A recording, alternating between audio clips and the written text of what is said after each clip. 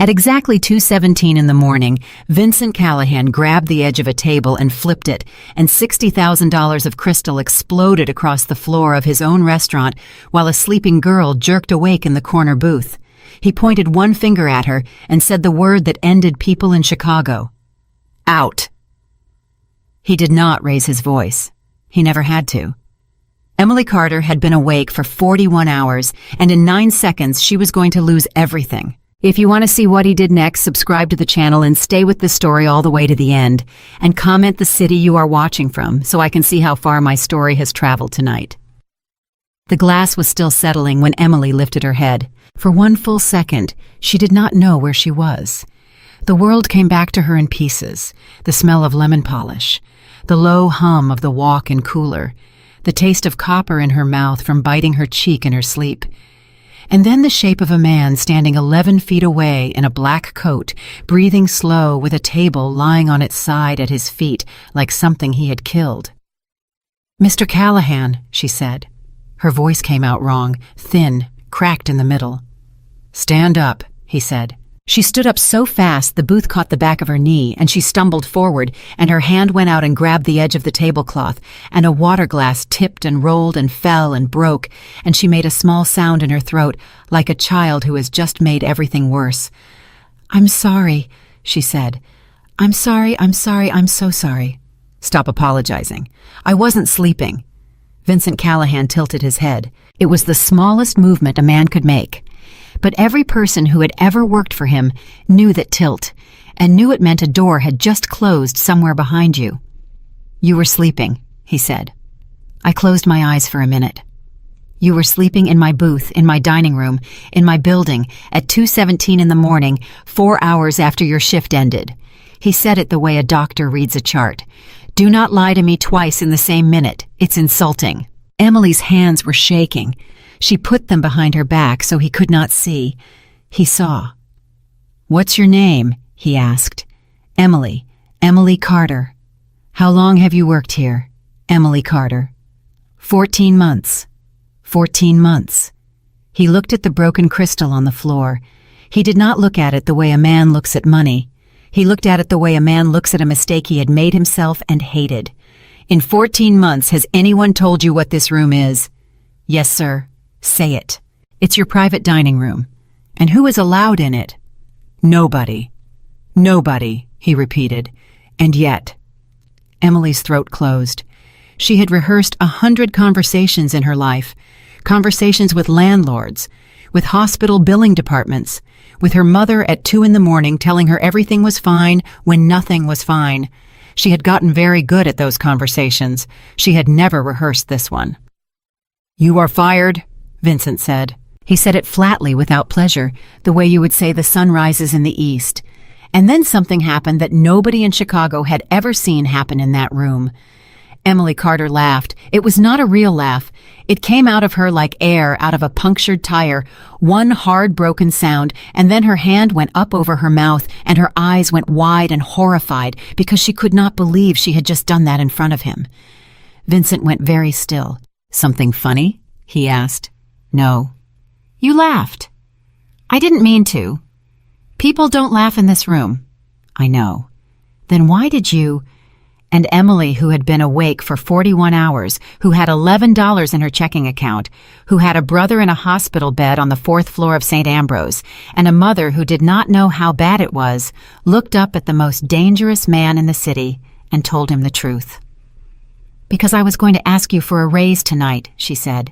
The silence after that was so complete she could hear the refrigeration unit click off in the kitchen. Vincent did not move. "A raise," he said. I wrote it down. Her hand went to her apron pocket, and she pulled out a scrap of receipt paper folded 4 times soft at the edges from being folded and unfolded all week. "I practiced it in the car.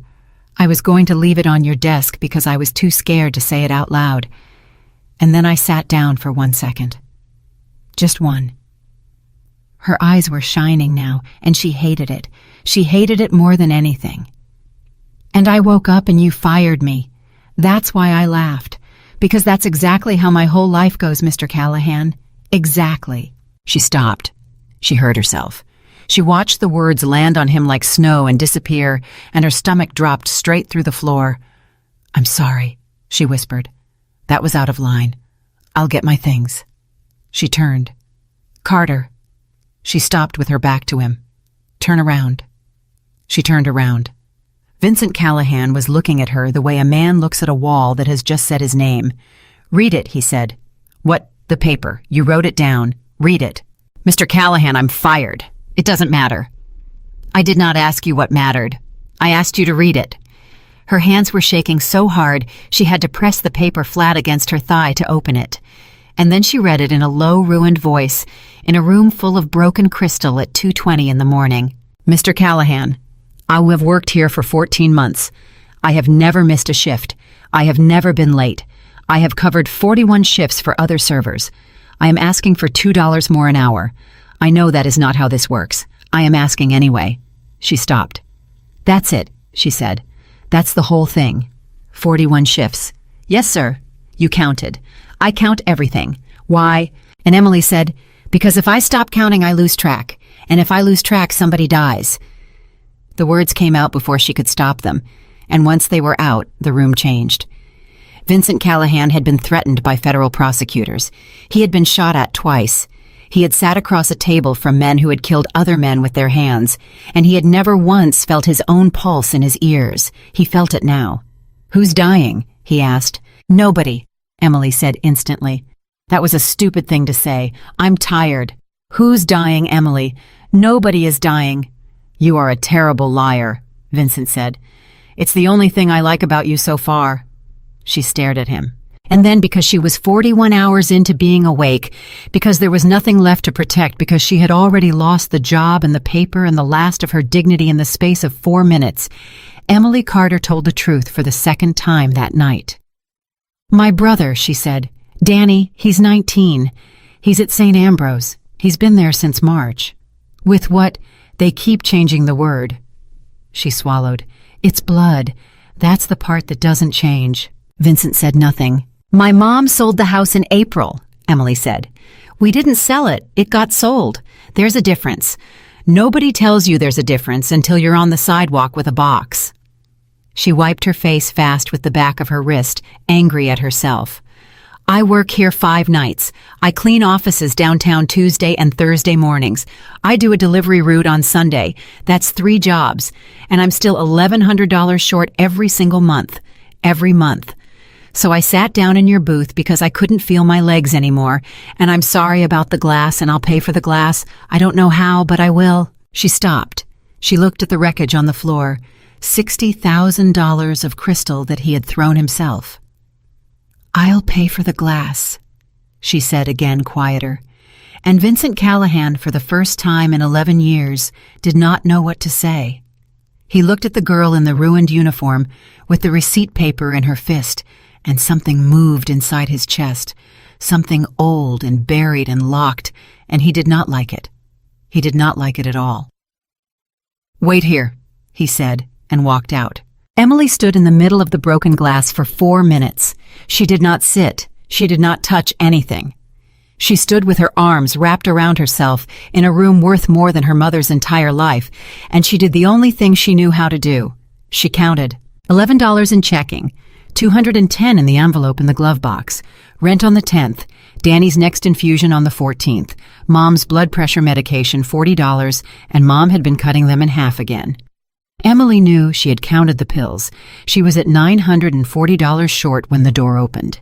Vincent came back in with a man behind him. The man was maybe 60, in a gray suit, with the flat, blank face of a person who had spent 30 years in rooms like this.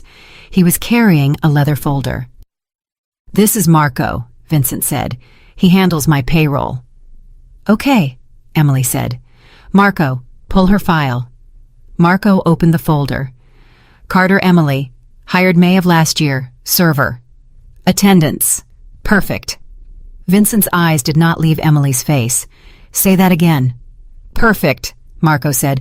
14 months, 0 absences, 0 lates. Nobody has perfect attendance. She does. Covered shifts. Marco flipped a page. His eyebrows moved a fraction of an inch, which for Marco was a scream. 41. Emily felt her knees go. 41, Vincent repeated. Yes. In 14 months. Yes. Did anyone ever tell me this? Marco was quiet for exactly 1 second too long. No, he said. Why not? Because she's a server, Marco said carefully. Nobody brings you servers. And Vincent Callahan turned and looked at the $60,000 of glass he had thrown across his own floor over one sleeping girl, and something in his jaw moved. Get out, he said to Marco. Marco got out. The door closed. Sit down, Vincent said. I'm fired. Sit down, Emily. I don't want to sit down. Her voice cracked. If I sit down, I'm going to fall asleep again, and I'm going to wake up, and something else will be gone. That's what happens. I close my eyes and things disappear. So I'm going to stand if that's all right with you. Vincent looked at her for a long moment. Then he pulled out a chair and sat down himself, which nobody had ever seen him do first in any room ever. How much is the treatment? He asked. Why? Answer the question. 6,000 a cycle. There's 4 cycles left. Maybe 6. They won't say. And you make what, 400 a week here? 460 with tips. Good weeks. So the math doesn't work. No, Emily said. The math doesn't work. Then why are you doing it? And that was the question that broke her. Not the firing, not the glass, not the 41 hours. That. Because he's 19, she said, and her voice came apart in her mouth. Because when he was 6, I taught him to ride a bike in the alley behind our house, and he crashed into a garbage can, and he looked up at me from the ground, and he was laughing. He was laughing so hard, and I thought, okay, this one's going to be fine, this one's going to have an easy life. And I was wrong. And now he's in a bed with a tube in his chest, and he still tries to make me laugh. Mr. Callahan, he still does the voice. He does this stupid voice he's done since he was 6 because he thinks if he makes me laugh, I'll stop looking scared. She was crying now, and she did not bother to hide it anymore. The math doesn't work. I know the math doesn't work, but he's 19. So I'm going to keep doing it until it kills me or it kills him. And those are the only 2 ways this ends, and I have made my peace with both of them. The room was completely silent. Vincent Callahan sat in a chair with his hands flat on the table, and he did not look at her. He was looking at nothing. He was looking at a hallway 11 years ago, and a phone ringing at 4 in the morning, and his own voice saying, I'll call you back, and the 4 hours that came after that. Mr. Callahan. He did not answer. Mr. Callahan. What did you say her name was? He said. Whose name? He blinked. He came back. Something closed behind his eyes like a shutter. Nothing, he said. Nothing. He stood up. You're not fired, he said. Emily's heart stopped. What? You heard me. You said the words. You said I was fired. I'm unsaying them. You can't unsay them. Emily. Vincent's voice went quiet, and it was somehow worse than the shouting would have been. I own this building, I own the block it sits on, and I own the man who holds the paper on the block. I can unsay anything I want. She stared at him, and then, because she was too tired to be smart, she said the thing she should not have said. What do you want? Vincent's eyebrows went up 0.5 millimeter. Excuse me. You heard me. She wiped her face. Her hands had stopped shaking, which surprised her. Somewhere in the last 10 minutes, the fear had burned all the way down, and there was nothing left underneath it but a kind of terrible calm. Men like you don't unsay things for free, so say it. Say what you want, and I'll tell you no, and then I'll go get my coat, and we can both stop pretending this is a kindness. The silence stretched out, and then Vincent Callahan laughed. It was 1 syllable. It sounded like it hurt him. You think I want that, he said. I think everybody wants that. And what would you say? No, Emily said. I would say no. I'd say no with my brother dying on the 4th floor and $11 in my account, and I'd walk out that door and I'd hate myself in the parking lot, but I'd say no. Vincent looked at her. Yes, he said slowly. I believe you would. He walked to the window. He stood with his back to her, and Chicago sat out there in the dark. 12 million lights, all of them his in one way or another. There's a house in Lake Forest, he said.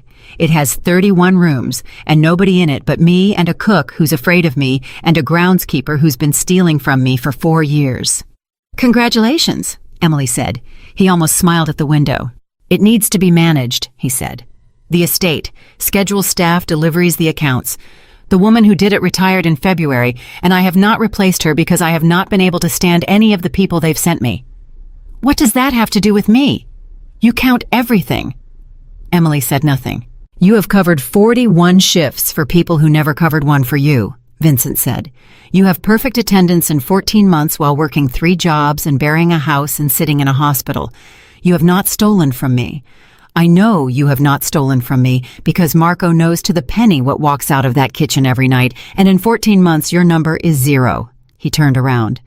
Do you know how many people in this building have a 0, Emily? No. 1, he said. The word hung there. So here's the arrangement, Vincent said. You keep your shifts here, 4 nights, not 5, and you spend 1 month at the house, days. You run it. You tell me what's broken, and you fix it. 30 days. For how much? For $4,000 a week. Emily's whole body went cold. That's not real, she said. It's real. That's $16,000 in a month. Yes. That's more than my mother made in a year. Yes. No, Emily said. Vincent went still. No. No. She was shaking again, but not from fear this time. You don't do that. You don't dangle $16,000 in front of a woman whose brother is dying and then act like it's a job offer. That's not an offer, that's a leash. I know what a leash looks like. Mr. Callahan, I've been on one my whole life. It just never had a bow on it before. Vincent Callahan stared at her. And for the first time in 11 years, somebody had said a true thing to him out loud. Say that again, he said quietly. I said no. The other part. It's a leash. He nodded slowly. Once. You're right, he said. Emily's mouth opened. You're right, Vincent said again. It is. That is exactly what it is, and you are the first person in this building who has ever said so to my face. Everyone else takes the leash and thanks me for it, and then hates me in the parking lot exactly like you said. He put his hands in his pockets. So let me make you a different offer. One you can actually say no to. I'm listening. $2,000 a week, 30 days, and whatever happens at the end of 30 days, the money is yours, and you never see me again if you don't want to. No contract, no obligation. You walk out on day 1 if you want to, and you keep the first check. Why? Because you'd say no to the other one, Vincent said, and I need you to say yes. Why? Emily said again, and her voice went up. Why do you need anything from me? You have $12 million and 31 rooms and a whole city that flinches when you walk in. Why do you need a waitress? And Vincent Callahan said something that he had never said out loud to another living person. Because you're the only one who's ever laughed. Emily stopped breathing. In 11 years, Vincent said, in this room in that house at those tables in front of judges and cops and men who would put me in the ground if they thought they could, nobody has laughed. Not once. Not a real one. They smile when I tell them to, and they stop when I stop. And you sat there with everything on fire, and you laughed at me. He looked at her. Do you know what that sounded like? Emily shook her head. Neither do I, Vincent said. That's the problem. The silence went on a long time. Emily looked down at the receipt paper in her hand. $2 more an hour. She had practiced it in the car for a week. 30 days, she said. 30 days. And I can quit. Any hour of any day. And you don't touch me. Vincent's jaw tightened. No. Say it. I don't touch you, he said. I don't touch you. I don't ask. I don't imply. And if anyone in that house does, they're gone before lunch. Is that clear enough? Yes. Then say yes. Emily stood in the wreckage of $60,000 of crystal. And she thought about the 14th. And the 6,000. And the pills cut in half in her mother's purse, and Danny doing the voice from the bed with the tube in his chest. Yes, she said. Vincent nodded once. Marco will bring the first check tonight, he said, and walked toward the door. Mr. Callahan. He stopped. The glass, Emily said. What about it? Why'd you throw the table? He did not turn around. Go home, Emily. You threw it before you saw me, she said. I heard it. It woke me up. You threw it, and then you saw me, and then you fired me, not the other way around.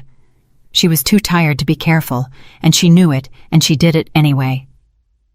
So what happened tonight before you walked in here? Vincent stood with his hand on the door. Go home, he said again. Mr. Callahan. Emily. His voice did not rise. It dropped, and the temperature of the room dropped with it. There is exactly one thing in my life that I do not discuss. You've been employed by me for 30 seconds. Do not spend it on that. And he walked out. Emily stood there for a long moment. Then she got a broom. She swept up $60,000 of crystal at 2:40 in the morning because nobody had told her not to, and because her hands needed something to do, and because that was who she was. She was still sweeping when Marco came back in with an envelope. He said to give you this, Marco said. I don't start until Monday. He said tonight. Emily opened the envelope. There was a check inside. She looked at it, and then she looked at it again, and then she sat down on the floor in the broken glass because her leg stopped working. The check was for $2,000. It was dated that day, and under the memo line in small square handwriting, someone had written 4 words. For the 41. Emily put her hand over her mouth. Marco, she said. Yeah.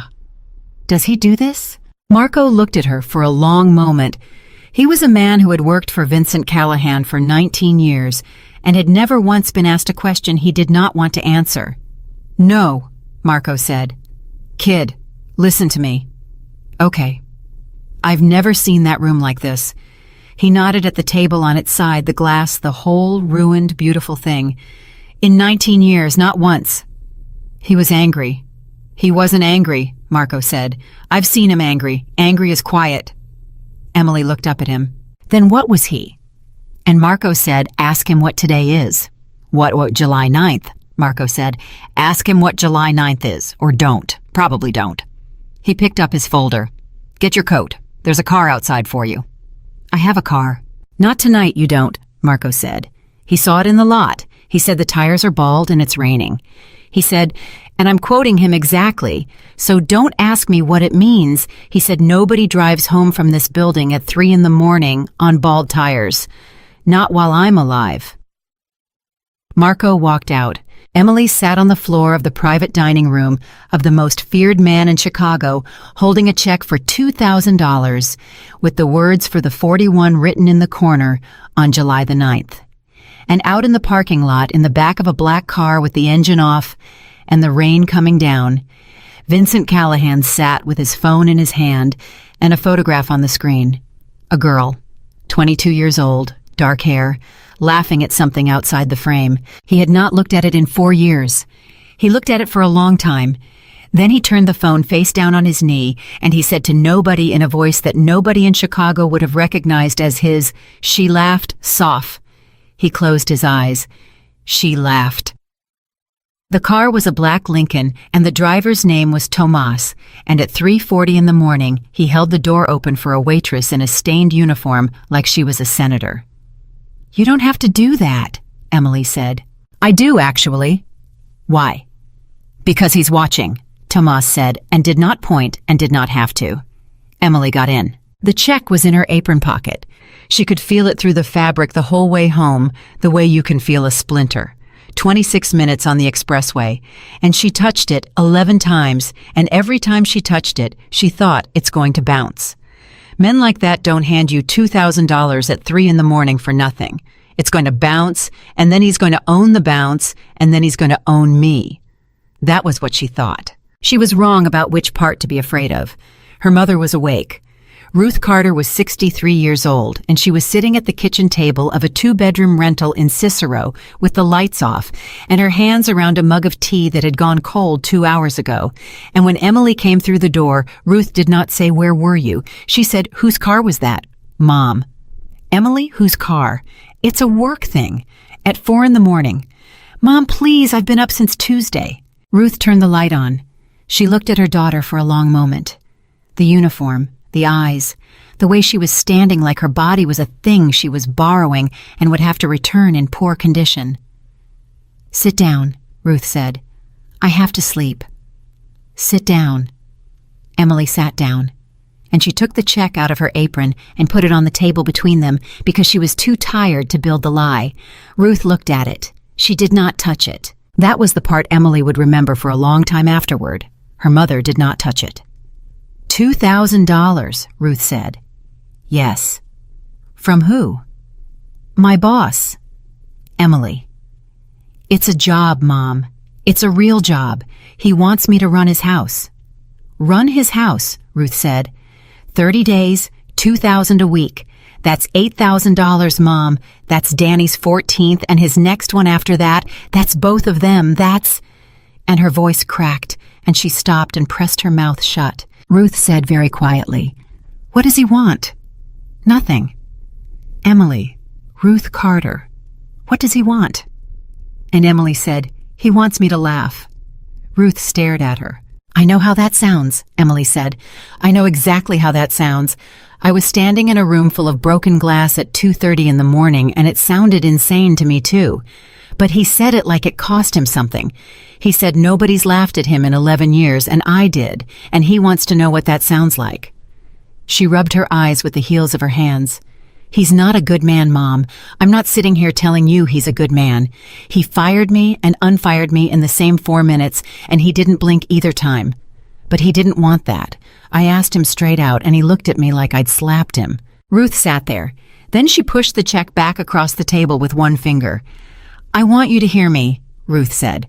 Mom, I want you to hear me say this one time, and then I'm never going to say it again, because you're 25 and you're the one keeping this family alive. And I lost the right to tell you anything the day I lost that house. Her chin was shaking. There is no amount of money on this earth worth what men like that take. Not 8,000, not 800,000. And if you tell me right now that you understand that I will never ask you about it again, and I will take the money, and I will thank God for it, and I will not sleep for 30 days. Emily looked at her mother. I understand it, she said. Ruth nodded. Then she picked up the check and held it, and her whole face came apart, and she made a sound that Emily had heard exactly twice in her life. Once when the police came about her father, once in a hospital hallway in March. The 14th, Ruth said. I know. I was going to call them tomorrow and ask if we could... Ruth stopped. She wiped her face fast. I was going to ask if we could skip one. I had the number written down. Emily closed her eyes. You were going to ask them to skip one? She said. I wasn't going to tell you. Mom? I wasn't going to tell you, Ruth said again, and that was the whole argument. That was the entire architecture of the Carter family in one sentence, and both of them knew it. At 9:02 the next morning, on 4 hours of sleep, Emily walked into a bank branch on Cermak and put the check on the counter, and the teller's face did the thing faces do. One moment, the teller said. Is there a problem? I just need to have someone look at this. Is there a problem with the check? One moment, ma'am. The teller walked away with the check in her hand, and Emily stood there in her cleaning clothes with her hair up in a rubber band and felt the entire branch look at her. She counted the tiles on the floor. 19 across. She counted them twice. The manager came out. He was maybe 40 with a lanyard, and he had the check in his hand, and he had the face of a man who had already decided something. Ma'am, can I ask how you came into possession of this? It's my paycheck. This is a Callahan Holdings account. I know. Ma'am, I'm going to be honest with you. We get a lot of... And he stopped, because he had turned the check over. And whatever was on the back of that check, Emily never saw it because the manager's face went a color she had never seen on a human being. He looked up at her, then down, then up. Would you like that in cash or deposit? He said. Would you like that in cash or would you like it deposited? You just said, I'd like to apologize for the wait, Miss Carter. He was already counting. His hands were not steady. Cash or deposit?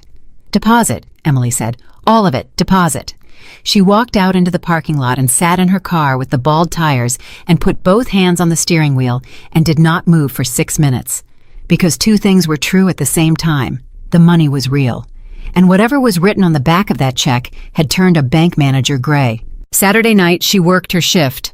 That was when she learned what it costs.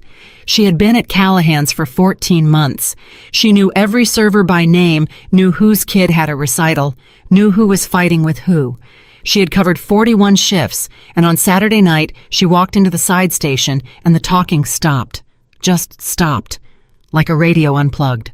Hey, Emily said. Nobody said hey. Delia was rolling silverware and did not look up. Bree was pretending to count checks. Ray, the floor manager, cleared his throat and found something to do in the walk-in. "Okay," Emily said. "Somebody say it." "Nobody's saying anything," Delia said. "Delia, it's not my business. Say it." And Bree, who was 22 and had never learned how to hold anything, said, "Is it true you were in the private room?" Emily's stomach dropped. "I fell asleep." "That's not what Petey says." "What does Petey say?" Nobody answered. "What does Petey say, Delia?" Delia put down the silverware. She had been a server for 19 years, and she had a face like a closed door. "Petey says he saw you come out of there at 2:45 and get in Callahan's car," she said. "Petey says the room was wrecked. Petey says Marco walked you out with an envelope." She looked at Emily. "You want me to keep going because there's a version going around this building right now, and it's got a lot more detail than that, and I'm not going to say it out loud because I've known you 14 months and I like you." Emily stood there. 14 months, 41 shifts, Delia's daughter's graduation, Bree's flu, Ray's back surgery, all of it. She had covered all of it. She had said yes every single time. "He offered me a job," Emily said, "at his house, managing his house. That's it. That's the whole thing." "Okay," Delia said. "You don't believe me." I said okay. "Delia, I believe you," Delia said, and she meant it. And that was somehow worse, because then she said, "It doesn't matter if I believe you. That's what I'm trying to tell you, honey. It doesn't matter what's true. You went in that room and you came out with an envelope and now you're a story. And there is no way to unbe a story." She picked the silverware back up. "So go be careful and don't come back here looking for anybody to have your back because we're not going to. Not because we hate you, because we're scared of him, all of us, every day. And now you're on the other side of that." Emily could not breathe. "I covered your shift," she said, "in May, when your mother had her hip." Delia's hands stopped. "I know," she said. "I worked a double and then I worked your close, and then I went to the hospital and sat with my brother until 6 in the morning. I know. And you can't look at me." Delia looked up, and her eyes were wet, and her voice was flat, and she said, "That's right, I can't." Emily worked her whole shift. She smiled at every table. She made $91 in tips. And in the parking lot at 11:40, she sat in her car and cried for exactly 4 minutes, and then she stopped because Danny's cycle was on the 14th, and there was no time in the budget for this. Sunday, she did her delivery route, and then she went to St. Ambrose, 4th floor, room 411. "There she is," Danny said. "There's the moneymaker." "Shut up." No, I heard you got a rich boyfriend." Emily stopped in the doorway. "Who told you that?" Ma told you." "Ma told me you got a job at a big house, and then she cried for like an hour, so I filled in the blanks myself." Danny grinned at her. He was 19. He weighed 126 pounds. There was a line in his chest and a bruise on his arm the size of a plum, and he grinned at her like they were both in the alley behind the old house and he had just crashed into a garbage can. "So is he rich?" "Danny." "Is he old?" "He's 38. "That's old." "That's not old." "That's 14 years, Em. That's like a whole Danny." He was doing the voice now, the stupid one, the one he had done since he was 6, and Emily could feel her eyes going, and she turned toward the window so he would not see. "That's a whole additional Danny of age difference. I'm just saying, structurally. He's my boss." "Uh-huh." "He's my boss, Daniel." "Does he know about me?" And that stopped her. She turned around. "What? Does he know about me?" Danny said, and he was not doing the voice anymore. Emily sat down on the edge of the bed. "Yes," she said. Danny nodded slowly. "Then he's not doing it because he likes you," he said. "Danny." "No, listen to me." Her little brother, 126 pounds, took her hand. "I've been laying here since March, right? And I've had a lot of time. And you learn stuff. You learn that when somebody finds out you're dying, one of two things happens. Either they get further away or they get closer. And the ones who get closer, they're not doing it for you." He squeezed her hand. "They're doing it because they've got a dead person of their own. That's it. That's the only reason anybody runs toward this." Emily sat very still. She thought about a man throwing a table across a room at 2:17 in the morning before he ever saw her. She thought about Marco saying, "Ask him what July 9th is." Yeah. Is he safe? And Emily said, "I don't know yet." That's not a no. No, she said. It's not a no. Monday at 6:50 in the morning, the black Lincoln came to Cicero. Lake Forest was 41 minutes north, and Emily counted every one of them, and when the gate opened, she understood something she had not understood before. It was not a house. It was a monument to a man who had decided that nothing would ever be out of place again. 31 rooms, and in the kitchen at 7:32, Emily met the cook. "Lucia," the woman said. She was maybe 55. She did not shake Emily's hand. "You're the new one." "I'm Emily." "You're the new one," Lucia said again. "Coffee is at 7, not 7:05, not 6:55, 7. He takes it black and he takes it standing and he does not say good morning, so don't say it to him." "Okay." "He walks the ground floor before he leaves, every door, twice, sometimes 3. Emily stopped. Every door, every door. "Why?" Lucia turned around and looked at her. "That's your first question," she said. "Should it not be?" "Nobody asked that question," Lucia said. "Everybody who works here has seen it, and nobody has ever asked me that question. You've been in this house 11 minutes. So what's the answer?" And Lucia said, "Ask him what July 9th is." Emily's blood went cold. "That's the second time somebody said that to me." "Then it's the second time somebody's warned you," Lucia said, and went back to the eggs. Emily worked. That was the thing about her. The thing that had gotten her through 14 months and 41 shifts and a house sold out from under her family, the thing Vincent Callahan had seen in a payroll file at 2:30 in the morning. She counted. By day 3, she had every schedule in the house on paper. By day 5, she had the vendor accounts. By day 6, she knew that the linen service was billing for 11 changes a month in a house where one man slept. And by day 7, she had gone through every invoice in that estate going back 4 years.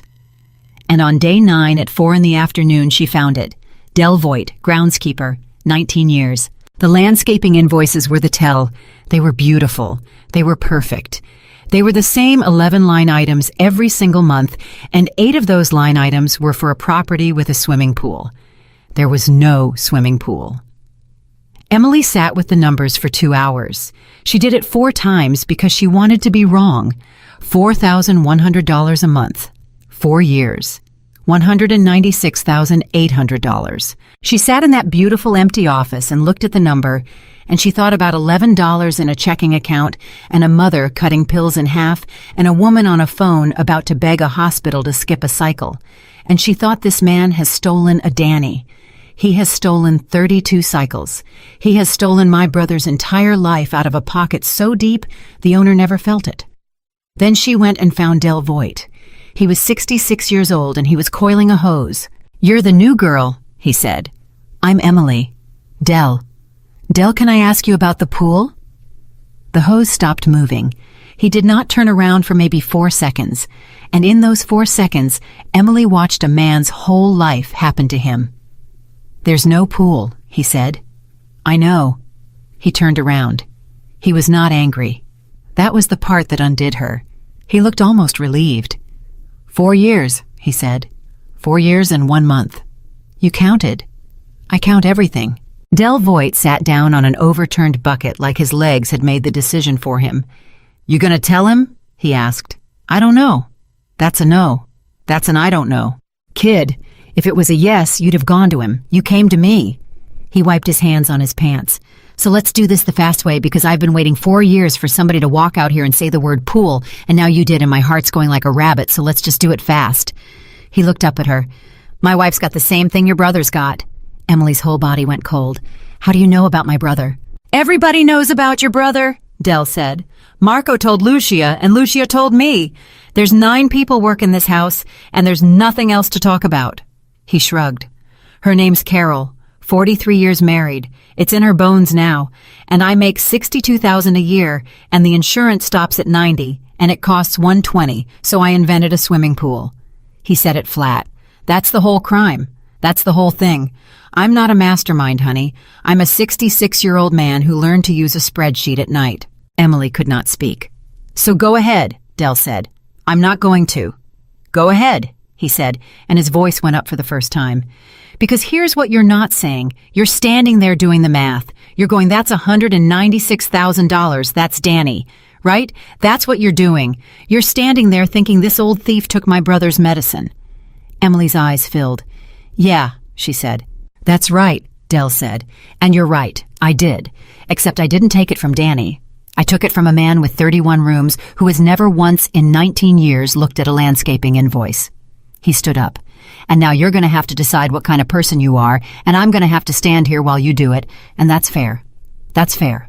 I've had 4 years of sleep I didn't earn. Then he said the thing that Emily would hear in her head for the rest of her life. But before you go up there, Del said, you should know something. What? He already knows. Emily stopped breathing. What? He's known since year one, Del Voigt said. Marco found it in the first 6 months. Marco brought it to him with the whole file, dates, numbers, everything. The old man's mouth twisted. And Callahan looked at it and he said, leave it, that's all. 2 words, leave it. And Marco left it. And every month for 4 years, that money has gone out of that account, and that man has known, and he has never said one word to me. Not one. He looks right through me like I'm a hedge. That's not possible. Ask Marco. He fires people for being 4 minutes late, Emily said.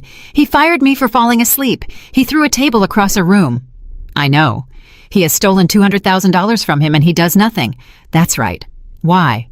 And Del Voigt said, that's the thing I've been scared of for 4 years, kid. Because a man who catches you and fires you, that's a man. But a man who catches you and lets you keep going and never says a word. He picked up his hose. That's not mercy. That's a leash. He's just never pulled it. Emily went up to the house.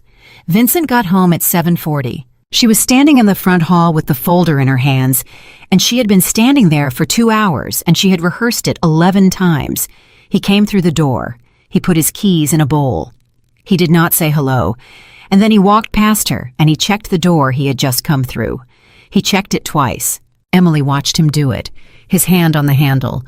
Pull, pull again. Then the deadbolt with his thumb, and then he stood there for 1 full second with his palm flat on the wood like a man listening for something on the other side. Then he turned around and saw her face and knew instantly that she had watched. Say it, he said. Say what? Whatever it is you've been standing in my hallway for 2 hours to say. Marco called me at 5:30. He said you'd been in the vendor file since Tuesday and you hadn't eaten, so say it. Emily held out the folder. He did not take it. Say it out loud, he said. Del Voigt has been stealing $4,100 a month for 4 years and 1 month, Emily said. $196,800 through fake landscaping invoices for a pool that doesn't exist. Vincent nodded. That was all. He nodded. Okay, he said. And Emily's voice went up and out of her before she could catch it. Okay. Is there something else in the folder? Is there? She took a step toward him. You knew. Yes. You knew. Marco brought it to me in the first year. You knew when you did nothing. I told him to leave it.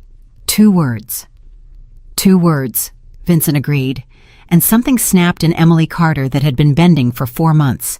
You fired me, she said. Emily, you fired me for closing my eyes. Her hands were shaking. You stood in that room and you listed my crimes like a judge. Sleeping, rules, the private area. You said the words you are fired, and I could not breathe, Mr. Callahan, I could not breathe, because I had $11, and my brother has a tube in his chest, and you fired me for 11 minutes of sleep. She was crying and she did not care. And that man has taken $200,000 out of your pocket for 4 years and you let him. You let him. So you tell me what the difference is. You tell me what I did that was worse than that. The house was completely silent. Vincent Callahan stood there in his coat. You want the real answer, he said. Yes. You won't like it. I don't care. You're sure? Say it. And Vincent said, because Del Voigt found her. The floor dropped out of the world. Emily's mouth opened. Nothing came out. What? She said. You heard me. Found who? Vincent did not answer. Found who, Mr. Callahan. He walked past her. Don't do that, Emily said. Don't you do that. He kept walking. Vincent. He stopped. It was the first time she had ever said his name, and it landed in that hallway like a dropped plate, and he stopped with his back to her, and his shoulders were not the shoulders of a man who owned a city. 19 years he's worked here, Vincent said. 19. And in 19 years, he has done exactly one thing for me that mattered, and it took him 11 minutes, and he was 62 years old, and he ran the whole way. His voice did not change. That was the horror of it. It did not change at all. So he can have the money. He can have $200,000. He can have $400,000. He can invent a swimming pool and a tennis court and a runway if he wants. I don't care. He gets to steal from me until one of us is dead. Vincent? That's the answer, he said. You asked, and that's the answer, and now we're done with it. Who did he find? Vincent stood there. Go home, Emily, he said. That's what you said the first night. And you didn't listen then either. Who did he find? And Vincent Callahan turned around, and Emily took a step back because his eyes were wrong. They were not angry. They were the eyes of a man standing in a doorway 11 years ago with a phone in his hand. Ask me a different question, he said quietly. No. Ask me a different question, Emily. Please. Please. He said, please.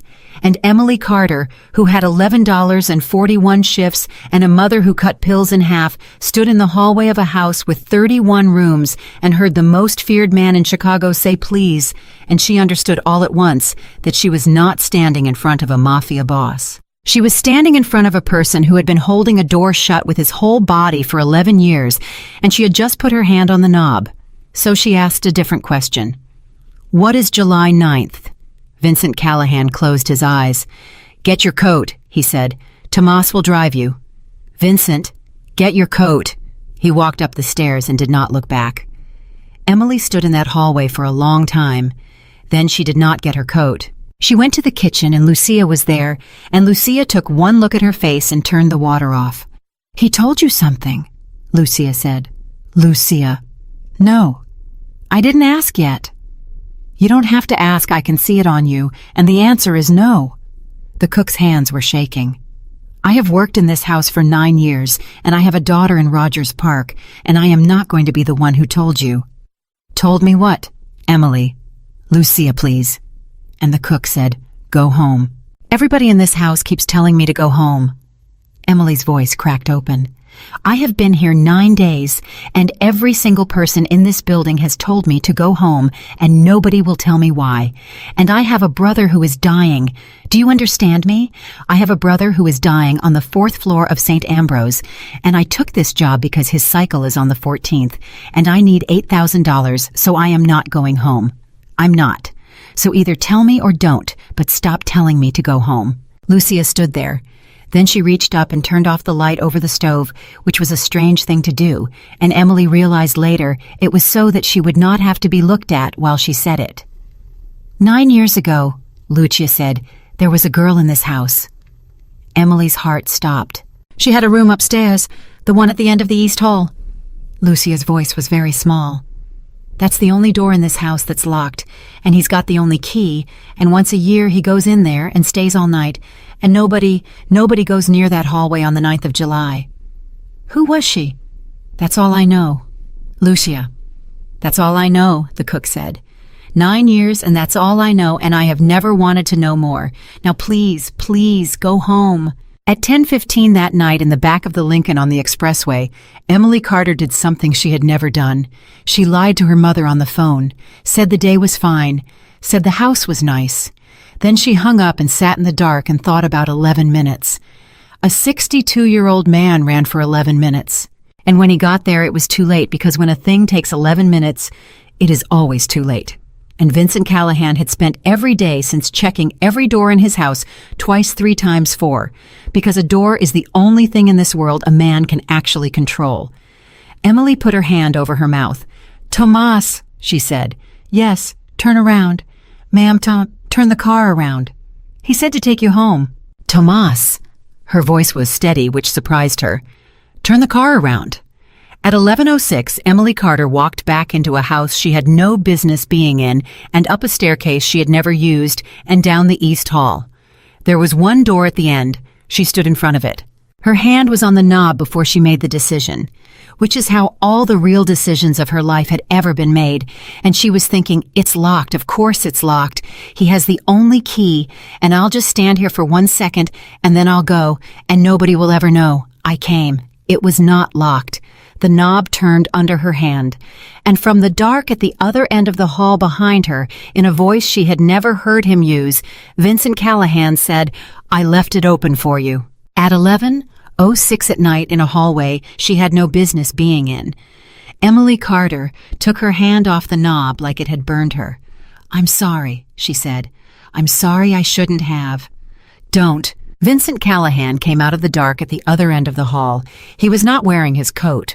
That was the first thing she noticed, and it was the strangest thing she had ever seen because in 14 months at the restaurant, she had never once seen him without it. He was in shirt sleeves. His collar was open. He looked like a man somebody had gotten halfway through undressing before they gave up. Don't apologize, he said. You've apologized twice tonight, and both times it was a lie. You're not sorry. You're terrified. Those aren't the same thing, and you should stop letting people confuse them. I told Tomas to turn the car around. I know. He called me from the gate. He called you. Everyone calls me, Vincent said. That's the whole job. Emily's back was against the door. She could feel the wood through her shirt. You said you left it open. I did. When? 9 days ago, he said, and Emily's stomach turned over. 9 days, she said. The morning you started. Why? Because I wanted to see how long it would take you. He said it plainly without cruelty, which somehow made it worse. Everyone who has ever worked in this house has been told the same thing about that door. Locked. Only key. Don't go near it. 9 years and nobody has ever touched that knob. Not the cleaners, not Marco, not Lucia, and Lucia has been in every drawer in this house. That's not a test, Emily said. That's a trap. Yes. You admit that. I don't lie about what I am, Vincent said. I lie about almost everything else. She wanted to hit him. She had never wanted to hit anybody in her life. Not her father, not the man from the bank with the clipboard who had stood on their lawn in April, and she wanted to hit this man in the mouth right now with everything she had. 9 days you've been watching that door, she said. Yes. To see if I'd break. To see if you'd look, Vincent said. There's a difference. Everybody in my life is dying to know. Not one of them has the guts to be caught knowing. They want it handed to them so it isn't their fault. He put his hands in his pockets. You put your hand on it, in the dark, with nobody watching in a house where you've been told 9 separate times to go home. You are the only person in 11 years who wanted to know badly enough to be caught. And now I'm caught. Now you're caught. So what happens? And Vincent said, now you decide whether you turn it. The hallway was very quiet. Because I'm not going to open that door for you, Emily. I've never opened it for anybody. If you want it, you take it, and then you don't get to say later that I put it on you. His voice went flat and low. That's the only honest way I know how to do this. It's the only honest thing I've got left, so I'm giving you the whole of it. Turn it or don't. Emily stood there with her hand at her side. At 11:11 at night, she turned it. The door came open. And what she found on the other side of it broke her in a way that nothing in her whole life had managed. It was a girl's room. Not a shrine, not a memorial, not the kind of thing a rich man builds. There was a bed with a duvet that had been white once and had gone the color of weak tea. There was a desk.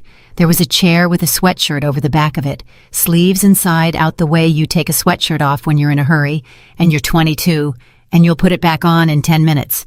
Nobody had put it back on in 11 years. There were textbooks on the desk.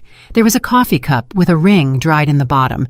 There was a phone charger plugged into the wall, and the little end of it was lying on the nightstand, exactly where a person drops it when they're going to pick it back up. And Emily understood all at once, standing in the doorway, that this was not a room somebody had preserved. It was a room somebody had refused to clean. Her name was Sophia, Vincent said from the hallway. Emily could not turn around. She was 22. She was in her 3rd year at DePaul. She was going to be a physical therapist, which I thought was the stupidest thing I had ever heard, and I told her so. And she said, "Vinny, you break people for a living. Somebody in this family ought to put them back together." His voice did not shake. It was worse than shaking. "That's the last joke she ever made to me that I laughed at. 9 months before." "Vincent, she was my sister." Emily put her hand over her mouth. "She lived in this house for 4 years because I made her," Vincent said. "She wanted an apartment in Lincoln Park with 2 girls from her program, and I said no. She was 22 years old, and I said no, and I meant it, and I made it stick because I had enemies, and she was the only thing on this earth anybody could take from me." A breath. "So I put her here. 31 rooms, gate, cameras, 2 men on the property at all times. I built her the safest room in the state of Illinois, and I locked her in it, and I called it love." Emily turned around. He was standing 11 feet away in the dark hall, and he had not come 1 step closer to the door. "You don't come in," she said. It was not a question. "No. Ever?" "Once a year," Vincent said. "For a few hours, on the 9th. "That's today." "That was 8 days ago," he said. "The night you fell asleep in my booth." And the whole world reorganized itself in Emily's head. The table. $60,000 of crystal thrown across a room at 2:17 in the morning by a man who never raised his voice. "July 9th, she said. "July 9th. That's why you threw it." "That's why I threw it. And then you found me sleeping." "And then I found you sleeping," Vincent said, "in the one chair in that entire building she used to sit in when she was little. That booth, that exact booth. She'd do her homework there while I did the books. Nobody sits in it. In 11 years, nobody has ever sat in it, because everybody in that building knows, and you didn't know, because you're a server, and nobody tells servers anything." Something moved in his face and got put away. "So I walked in on the worst night of my year, and there was a girl asleep in Sophia's chair." Emily's eyes were streaming. "You fired me because I sat in her chair." "I fired you," Vincent said, "because for 1/2 of 1 second before my brain caught up, I thought it was her." The silence after that was so big, Emily thought she could hear the house breathing. "Oh, God," she said. "And then you woke up," he said, "and you weren't her, and I had to stand there and watch you not be her in real time in front of your face. So I fired you, because I needed you out of that room in the next 9 seconds, or I was going to come apart in front of an employee, and I have not come apart in front of anybody since I was 27 years old." "Vincent, and then you laughed," he said. Emily could not speak. "She laughed like that," he said. "Not the sound, nothing like the sound, but that thing where it comes out of you sideways at the exact wrong moment because everything's on fire and your body just—" He stopped. He actually stopped. He looked at the floor. "She did that. At our mother's funeral she did that. Right in the middle of it. And she slapped her own hand over her mouth exactly the way you did, with that horrified look, like she'd broken something." He looked up. "So that's your answer," Vincent said. "That's the whole answer to the question you asked me in the hallway. You wanted to know why a man who fires people for 4 minutes lets a thief take $200,000. You wanted to know why I unfired you. You wanted to know what July 9th is. It's all the same answer, Emily. It's all one answer, and the answer is that I am not a strong man. I'm a man who has been standing in a doorway for 11 years. Emily wiped her face with both hands. "What happened to her?" she asked, and Vincent Callahan said, "Ask me tomorrow." "No, Emily, no," her voice cracked. "You made me turn that knob. You made me be the one. You said that was the honest way, and I did it. I did the honest thing. I put my hand on it with nobody watching. So don't you stand out there in the dark and tell me to come back tomorrow. Tell me what happened to your sister." He did not answer. "Vincent, there's a thing you don't understand about this," he said finally, "and it's going to change how you look at me, and I have gotten used to the way you look at me in 9 days, and I would like one more night of it." Emily's chest caved in. "That's the most honest thing you've ever said," she said. "Yes. And it's still a stall." "Yes. Say it anyway." At 11:31, in a hallway outside a room nobody had cleaned in 11 years, Vincent Callahan told her, She called me at 4:06 in the morning, he said. I was downtown. I had a room at the Drake because I'd been up all night with two men from Detroit who were trying to decide whether to kill me, and it had gone well, and I was drinking a scotch and feeling like the smartest man in Chicago. He said it evenly. And my phone rang, and it said Sophia, and I looked at it, and I thought she's 22, and it's 4 in the morning, and she wants to fight about the apartment again. Emily's hands went to her mouth. And I picked it up, he said, and I said, I'll call you back. The hall was silent. That's it, Vincent said. That's the whole sentence. I'll call you back. 4 words. I didn't even let her say hello. I heard her breathe in one time to start a sentence, and I said, I'll call you back, and I hung up, and I put the phone face down on the bar. Vincent. She had gone downstairs, he said, because she thought she heard something at the back of the house. And she was right. She'd heard something. And she did the thing I taught her, which was, call your brother first, because I had told her 50 times, don't call the police first. Sophia, the police in this city work for people who work for me. Call me first. Always call me first. And she did. A long breath. She did exactly what I taught her to do. She did the one thing right. And I said, I'll call you back. Emily's legs were shaking. Who was it? It doesn't matter. Vincent. It doesn't matter, he said. And for the first time, his voice went up and it filled that hallway like water filling a room. It doesn't matter who it was. It was a man. It was a man with a debt and a bad idea. And he thought the house was empty because my car was downtown, and he came in the back, and it doesn't matter because he's been dead for 11 years, Emily. He's been dead since the following Tuesday, and it changed nothing. Nothing. I found him in 11 days, and it changed nothing. Do you understand what I'm telling you? I did the only thing I know how to do. I did it perfectly. I did it beautifully, and my sister was still dead on Wednesday. He stopped. He had one hand flat against the wall.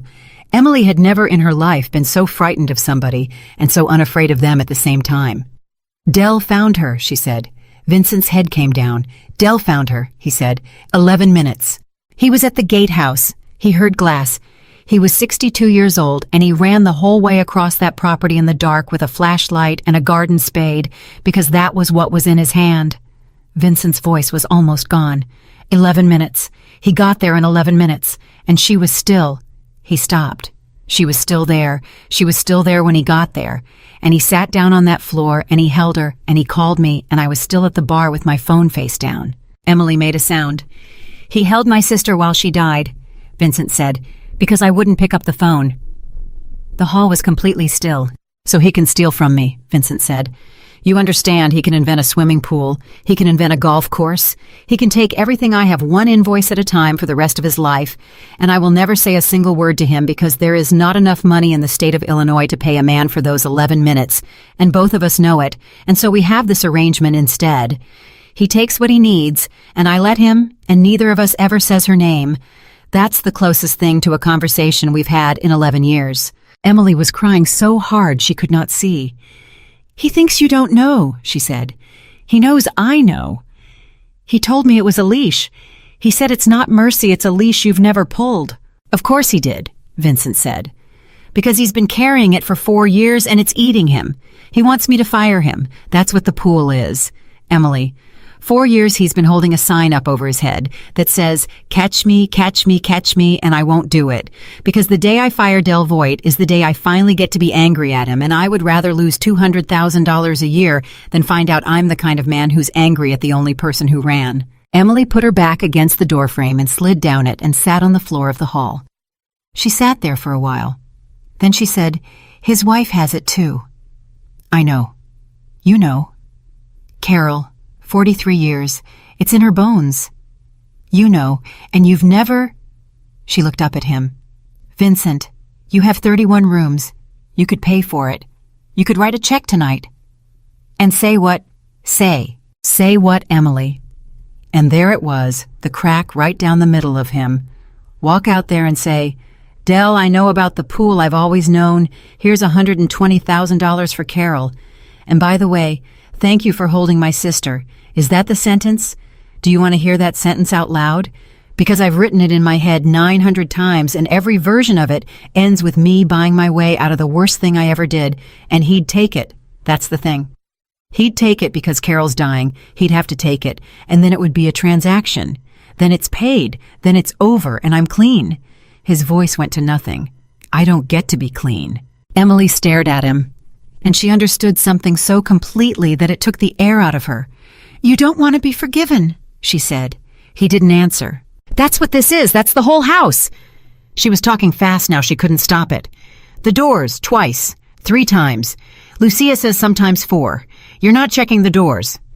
Vincent, you know the doors are locked. You locked them. You're the one who locked them. You're doing penance every night. You've turned your whole life into a punishment, and you're the guard and the prisoner, and you won't let yourself out. Emily, and now I'm in it, she said. Now I'm inside it. You put me in this house because I looked at you like a person for 11 seconds, and you needed to know if it would hold up. And it's not working. Is it? It's not working because you can't stand it either way. If I stay, you have to be seen.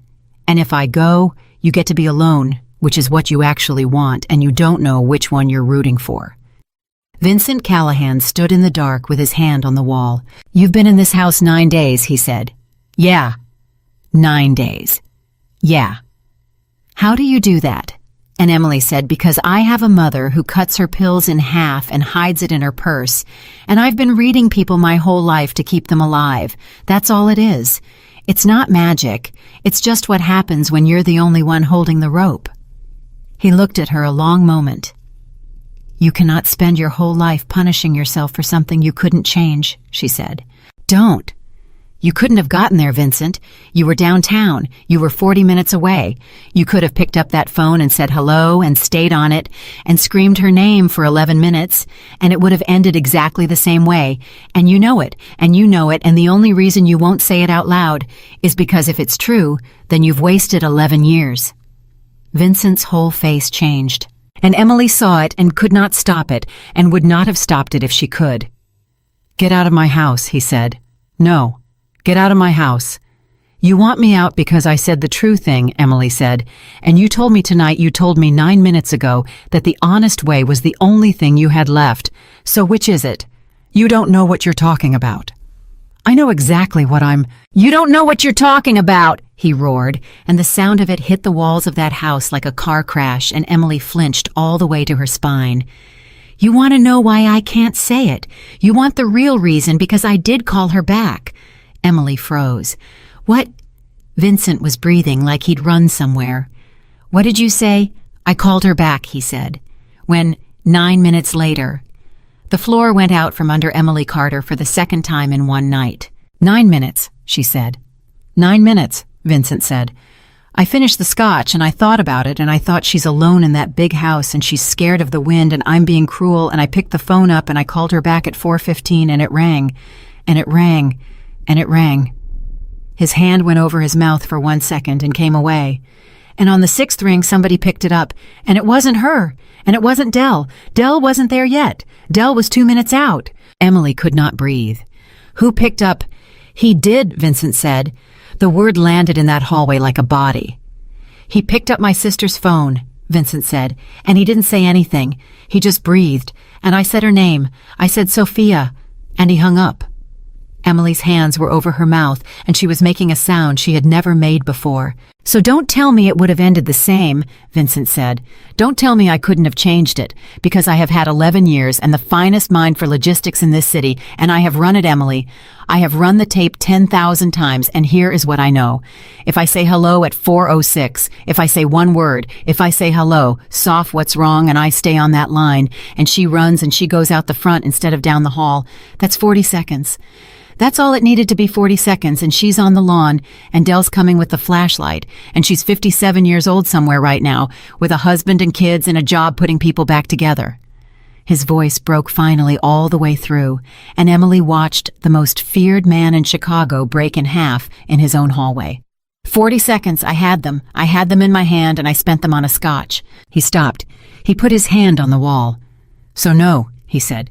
I don't get to put it down. You don't get to give me that. Emily got up off the floor. She crossed the hall. And she did the thing that nobody in Chicago had done in 11 years, the thing that would have gotten a grown man killed in another room, in another year. And she did it without thinking, because she had spent her whole life with her hands out toward people who were falling. She put her arms around him. Vincent Callahan went rigid, every muscle in his body locked. She felt all of it like holding a door in a storm. He did not push her away. He did not put his arms around her. He stood there in his shirt sleeves in the dark, with a waitress holding on to him, and he did not move for 11 full seconds. And then something went out of him. His forehead came down on her shoulder. That was all. That was the whole thing. He did not sob. He did not shake. He just put his forehead on the shoulder of a girl in a cheap shirt who had $11 in her checking account, and he stayed there. "You didn't kill her," Emily said. "Don't." "You didn't kill her, Vincent." "Emily." "He killed her," she said. "The man in the house killed her, not you. And I'm not saying you didn't do anything wrong, because you did. You said 4 words, and they were the wrong 4 words, and you're going to carry that till you die, and you should. You should." Her voice was shaking. "But you didn't kill her. And you have spent 11 years taking his crime and putting it on your own back, because that's easier than the truth. And the truth is that you weren't there and you couldn't be everywhere, and you're not God. You're just a man who was drinking a scotch on the worst night of his life, like every other man on this earth." Vincent did not move. "You want to know what I think you're really afraid of?" she said. "No. You're afraid that if you put it down for one day, one single day, then that means you can put it down forever," Emily said. "And then who's carrying her? That's it, isn't it? That's the whole thing. You think the weight is the last piece of her you've got left." He made a sound against her shoulder. It was not a word. "I know," she said. "I know. You don't. Vincent, my brother, is 19 years old, and there's a tube in his chest. And I know exactly what you're doing, because I do it every night in my car in the parking lot for 4 minutes, and then I stop, because I've decided that if I stop counting, he dies." Her tears were in his hair. "That's not true either. It's not true for me, and it's not true for you. But we both believe it, don't we? We both believe it all the way down." At 11:58 at night, Vincent Callahan lifted his head. He stepped back. He turned away from her and put himself back together in about 4 seconds, and it was one of the most frightening things Emily had ever watched. A man doing that, the way you'd close a suitcase. "Go home," he said, but it was different now. "Vincent, it's midnight and you have a shift at 11 tomorrow, and your brother's cycle is on the 14th, and you have not slept in 9 days. He straightened his collar. "Go home, Emily, please, I'm asking. That's all it is tonight." She stood there. "Okay," she said. She was at the top of the stairs when he said her name. "Emily." She turned. "Nobody has touched me in 11 years, he said. She didn't know what to say to that. "I know," she said. At 12:19 in the morning, Tomas drove her home. She did not talk. Neither did he. She got 4 hours of sleep, and at 9:40 the next morning, everything she thought she understood about that man detonated. It started small, the way the worst things do. She was in the estate office at 9 because she could not sleep, and she was doing what she always did, which was counting. She had the 4 years of vendor files. She had the household accounts. She had all of it in front of her because she was going to find a way. She had decided that in the car at midnight, she was going to find a way for Vincent to pay for Carol Voight's treatment that wasn't a transaction, some structure, some fiction, a pool, another pool. She didn't care. She was going to build the man a bridge back to a human being, whether he wanted it or not. And in the third box, under the linen invoices, she found a folder that had no business being in a household file. It was a residential mortgage file. It was thick. And on the tab in someone's small square handwriting was the number of a street address in Cicero, Illinois. Emily stopped breathing. She knew that address better than she knew her own face. She had learned to ride a bike in the alley behind that address. She had taught her brother to ride a bike in that alley. Her mother had planted a lilac on the north side of that address. She opened it. At 9:43 in the morning, Emily Carter found out that the paper on her family's house had been held by Callahan Holdings. Not the bank, not the men with the clipboard on the lawn in April. Him. She went through it page by page. Her hands were so steady it scared her. The original note sold in 2019. The transfer. The servicing company with a name like a law firm, and behind the servicing company, another company, and behind that one, on a signature line in black ink, 4 letters, and a name she had watched sign a check for $2,000. The notice of default was dated February. The sale was April. And clipped to the inside of the folder was a single sheet of paper that was not a legal document at all. It was a printout, a short one, and at the top of it, in that same small square handwriting that had written for the 41 on the back of her check, someone had written one line: "Do not touch this one." Emily sat down on the floor of that office with the folder in her lap. The room was very quiet. She looked at the date on the note. Then she looked at the date on the printout. And then she made a sound like an animal because the printout was dated the 10th of July, the morning after he fired her, the morning after he unfired her. She was still sitting there on the floor when the office door opened at 9:51, and Marco stood in the doorway with his leather folder under his arm, and he looked at what was in her hands, and every drop of blood went out of that man's face. "Put it down," Marco said. "Marco. Emily, put it down right now." "Whose signature is this?" "You need to put that down and walk out of this room." "Marco." Her voice did not sound like hers. "Whose signature is this?"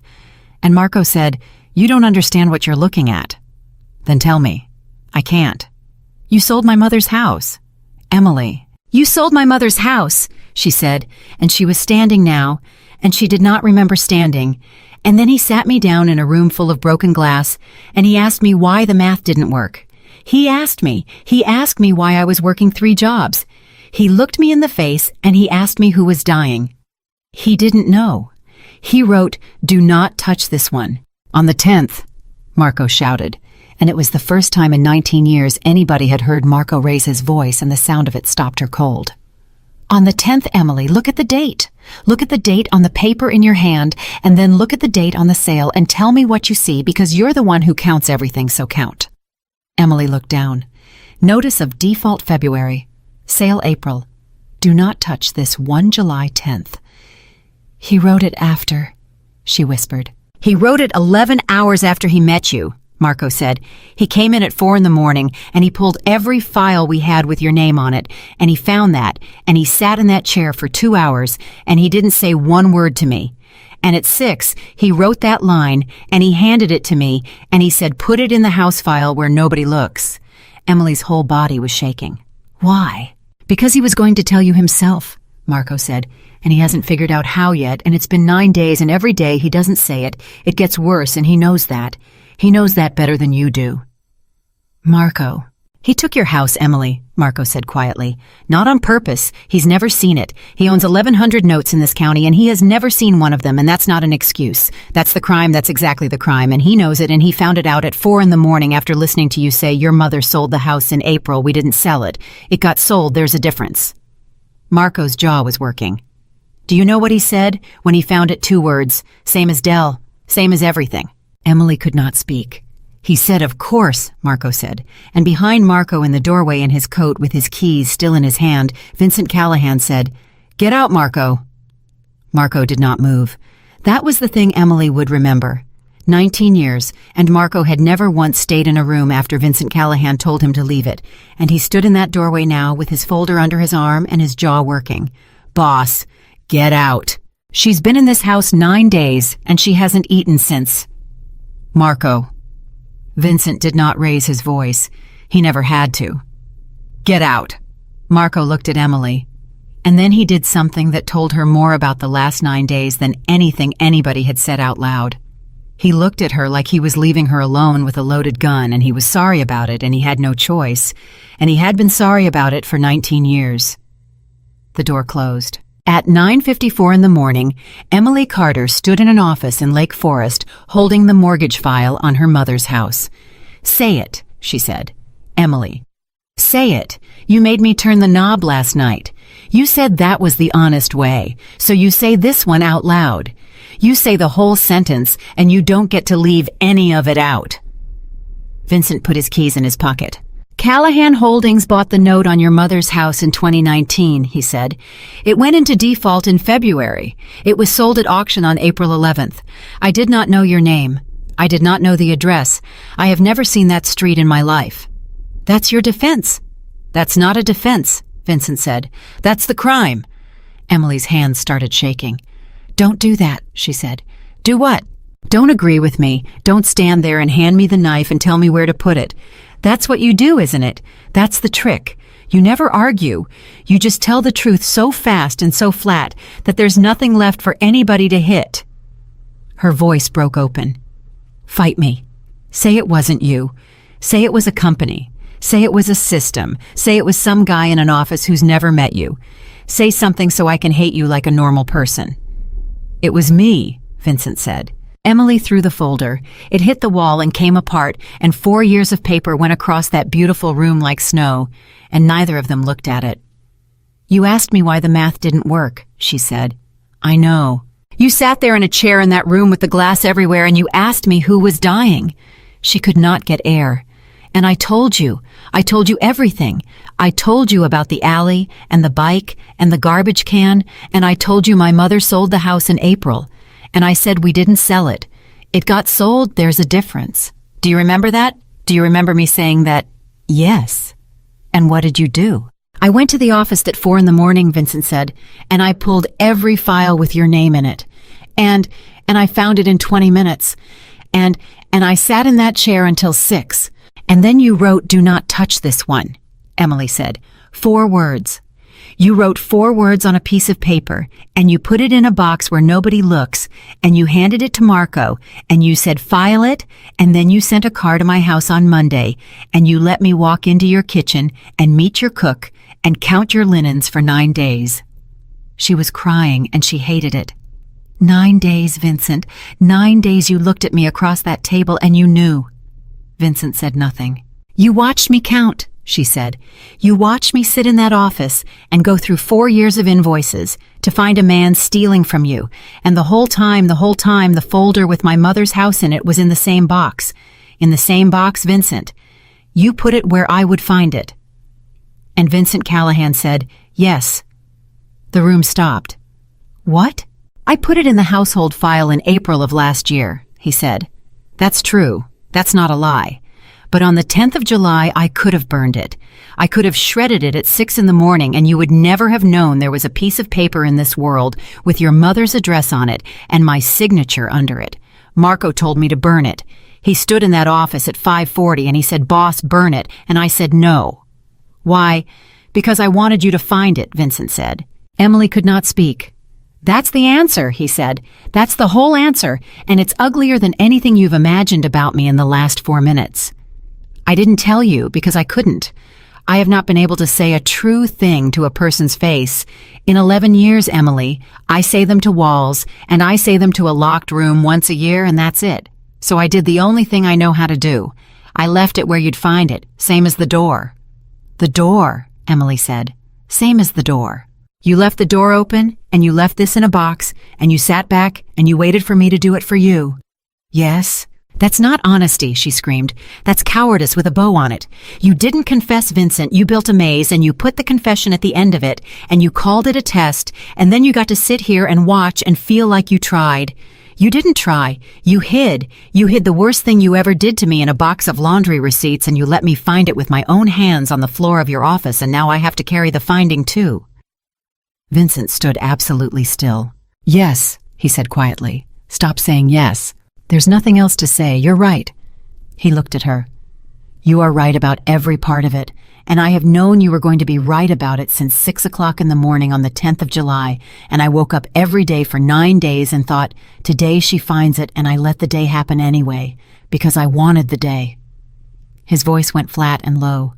I wanted 9 days of somebody looking at me the way you looked at me, and I knew exactly what it cost, and I let you pay for it. Emily put both hands over her face, then she took them down. Where is it? She said. Where's what? The house. Her voice had gone very calm, and it frightened both of them. You sold it at auction on the 11th of April. Who bought it? Vincent did not answer. Vincent? Emily. Who bought my mother's house? And Vincent Callahan said nobody. The word did not make sense. She heard it, and it did not make sense, and she stood there with her mouth open like a person who has been hit somewhere they cannot see. "What? It didn't sell," he said. "It went to auction, and it didn't clear the reserve, and it came back to the note holder. That's not unusual. Half of them do." It came back to me," Vincent said. "It's been sitting empty since April 11th. Nobody has been in it. The lawn's been cut twice a month by a service out of Berwyn, because that's what the servicer does automatically. I didn't know it existed until 4 in the morning on the 10th of July. He stopped. "And then I knew." Emily's legs went. She caught the edge of the desk. "It's empty," she said. "Yes." "My mother's house is empty." "Yes." "For 3 months, my mother has been sleeping in a rental in Cicero with a space heater and cutting her pills in half, and her house is sitting empty, with nobody in it, because it didn't sell." Her voice went up into a place she had never heard it go. "Because it wasn't good enough. Because a man in an office looked at the house where I learned to ride a bike and said, 'This one's not worth it. Put it in the pile.'" "Emily, is the lilac still there?" Vincent blinked. "What?" "The lilac," Emily said, and now she was sobbing, and she could not stop, and she did not want to. "On the north side. My mother planted it in 1994, the spring my dad left. She planted it the same week, and it has never bloomed. 29 years. Not one flower. Everybody told her to dig it up. My grandmother told her to dig it up, and she wouldn't. Her whole face was wet. She said, 'It's not done yet.' Every year, 'It's not done yet.' Is it still there, Vincent? Or did the service out of Berwyn take it out because it looked like a dead bush?" And Vincent Callahan, who owned 1,100 notes in Cook County and had never seen one of them, said, "I don't know." "No," Emily said. "You don't." She wiped her face with the flat of her hand, and she walked past him. "Emily." She stopped in the doorway. She took the check out of her back pocket, the second one. Marco had given it to her on Monday, and she had not deposited it yet because she'd been in the files, because she counted everything, because she wanted to do it on the 14th when it mattered. She put it on the floor. Not on the desk, on the floor. "Don't," Vincent said. "I quit." "Emily, you said any hour of any day," she said. "You stood in that room with the glass and you said you can quit any hour of any day. No contract, no obligation. That was the deal. That was the honest one. Remember? The one I could actually say no to." Vincent's hand came halfway up and stopped. "Take the money," he said. "No." "Emily, your brother's cycle is on the 14th. And Emily Carter turned around in that doorway and said the truest thing anyone had ever said in that house. "I know," she said, "and you know. And that's the part I'm never going to forgive. Not the house, not the note, not April. Because you're right, you never saw it. You own so much of this city that my whole family fits in a rounding error." Her chin was shaking. "It's that you knew about the 14th and you still let me walk around this house for 9 days not knowing. You had the one thing I needed, and you had the one thing that would break me, and you gave me the first one so I wouldn't find the second one. And Vincent, that's not love. I don't know what that is, but it's not love." She walked out. She was on the stairs when he said it. "It's the only way I know how to hold anything," he said. Emily stopped on the 4th step. She did not turn around. "Yeah," she said. "I know. That's what you did to her, too." She heard nothing behind her. Not a word, not a step, nothing all the way down that staircase and across that hall and out the front door of a house with 31 rooms.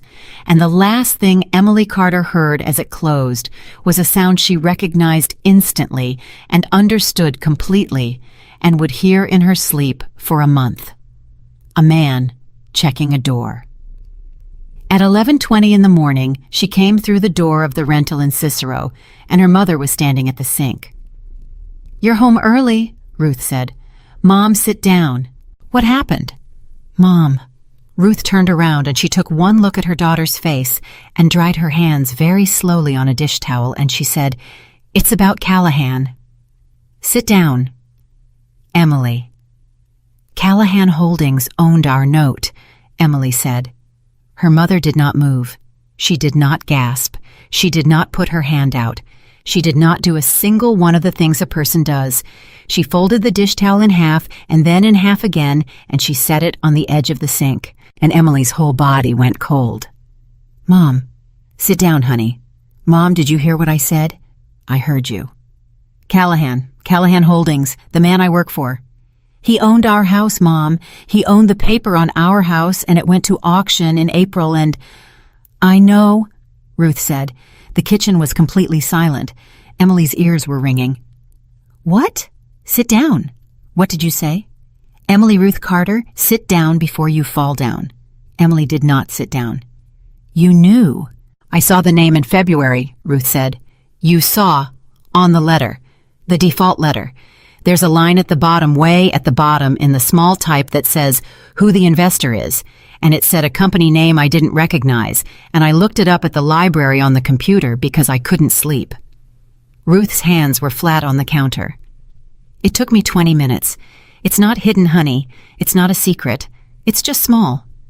"You knew since February." "Yes." "You knew in April when they came with the clipboard, you knew whose." "Yes. And when I came home Saturday night with a check for $2,000, Emily said, and her voice was going somewhere terrible. "And I put it on this table, right there, and you asked me whose car that was, and you asked me what he wanted, and you told me there was no amount of money on this earth worth what men like that take. You knew—" Ruth Carter closed her eyes. "Yes," she said. Emily grabbed the back of a chair with both hands. "Why didn't you tell me?" "Because your brother's cycle is on the 14th, Ruth said. The words hit the room like a body. "Because I sat at this table on Saturday morning with the phone in my hand," Ruth said, "and a number written on the back of an envelope, and I was going to call St. Ambrose and ask them if we could skip one." "Skip one, Emily. That was my plan. That was the best thing I could think of in 63 years on this earth for my own son. And at 4 a.m, my daughter walked in that door and put $2,000 on my table." Her voice cracked all the way down the middle. "And I knew whose money it was. And I looked at it and I did the arithmetic, and God forgive me, I took it." Emily could not breathe. "You let me go up there?" "Yes." "You let me get in a car with a man who took your house?" "Yes." "Mom, you told me to be careful. You told me there's no amount of money." "I know what I told you," Ruth shouted, and Emily flinched because Ruth Carter did not shout. Ruth Carter had not shouted since 1994. "I know exactly what I told you.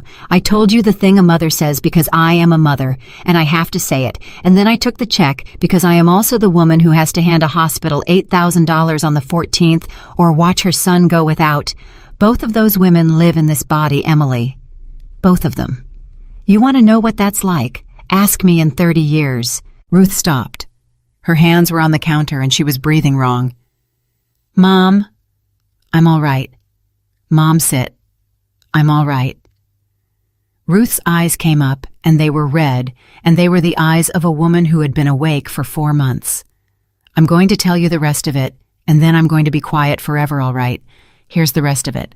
I didn't tell you because I knew exactly what you'd do." Her chin came up. "You'd have walked in there and thrown it in his face and quit." Emily's mouth opened. "Which is what you did," Ruth said. "Isn't it? This morning. That's why you're standing in my kitchen at 11:20 on a Wednesday with your keys still in your hand." Emily said nothing. "Where's the check, honey?" Ruth said quietly. "Mom, where's the check?" "I left it," Emily whispered. "You left it?" "On the floor. I put it on the floor." Ruth Carter put her hand over her mouth, and Emily watched her mother do something she had never seen and would never unsee.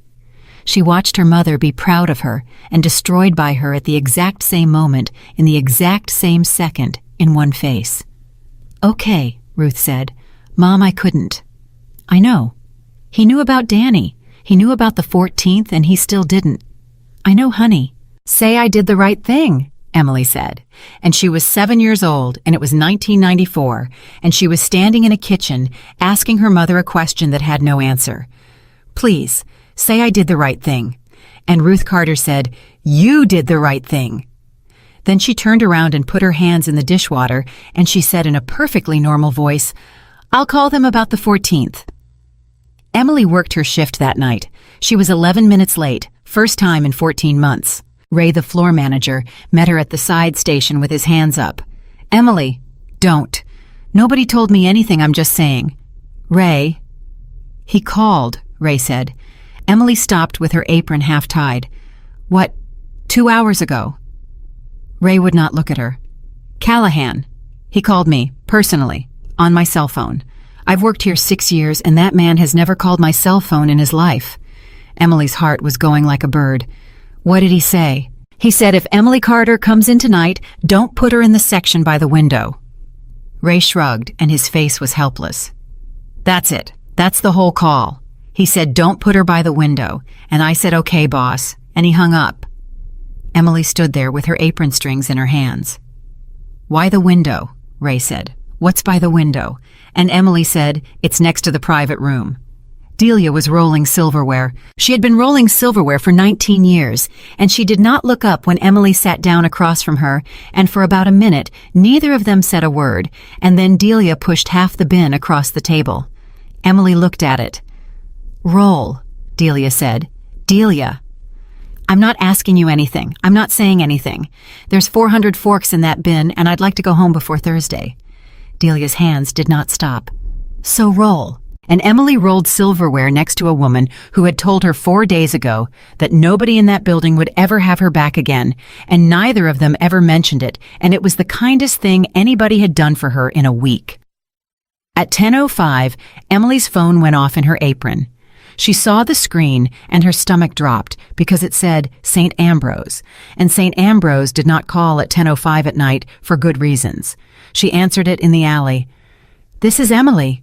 "Ms. Carter, this is Renata at St. Ambrose. I'm on 4. "Is it Danny?" "No, ma'am, it's your mother." The world tilted. "My mother's at home." "Ma'am, your mother came in with your brother at 6 o'clock for his labs, and she collapsed in the hallway on 4 about 40 minutes ago." Emily's hand went out and found the brick wall. "Ma'am, I'm here." Her pressure was 190/120 when we got to her. "She's stable now, she's awake, she's talking, but Miss Carter, I need to tell you she is not." "I'm coming." "Miss Carter, I have to ask you something and I need you to listen." The nurse's voice changed. "Is your mother taking her medication?"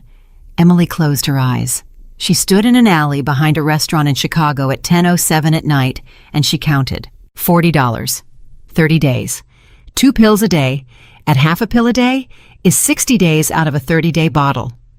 "She's been cutting them in half," Emily said. The nurse was quiet. "For how long?" "Since April." At 10:41, she was on the 4th floor.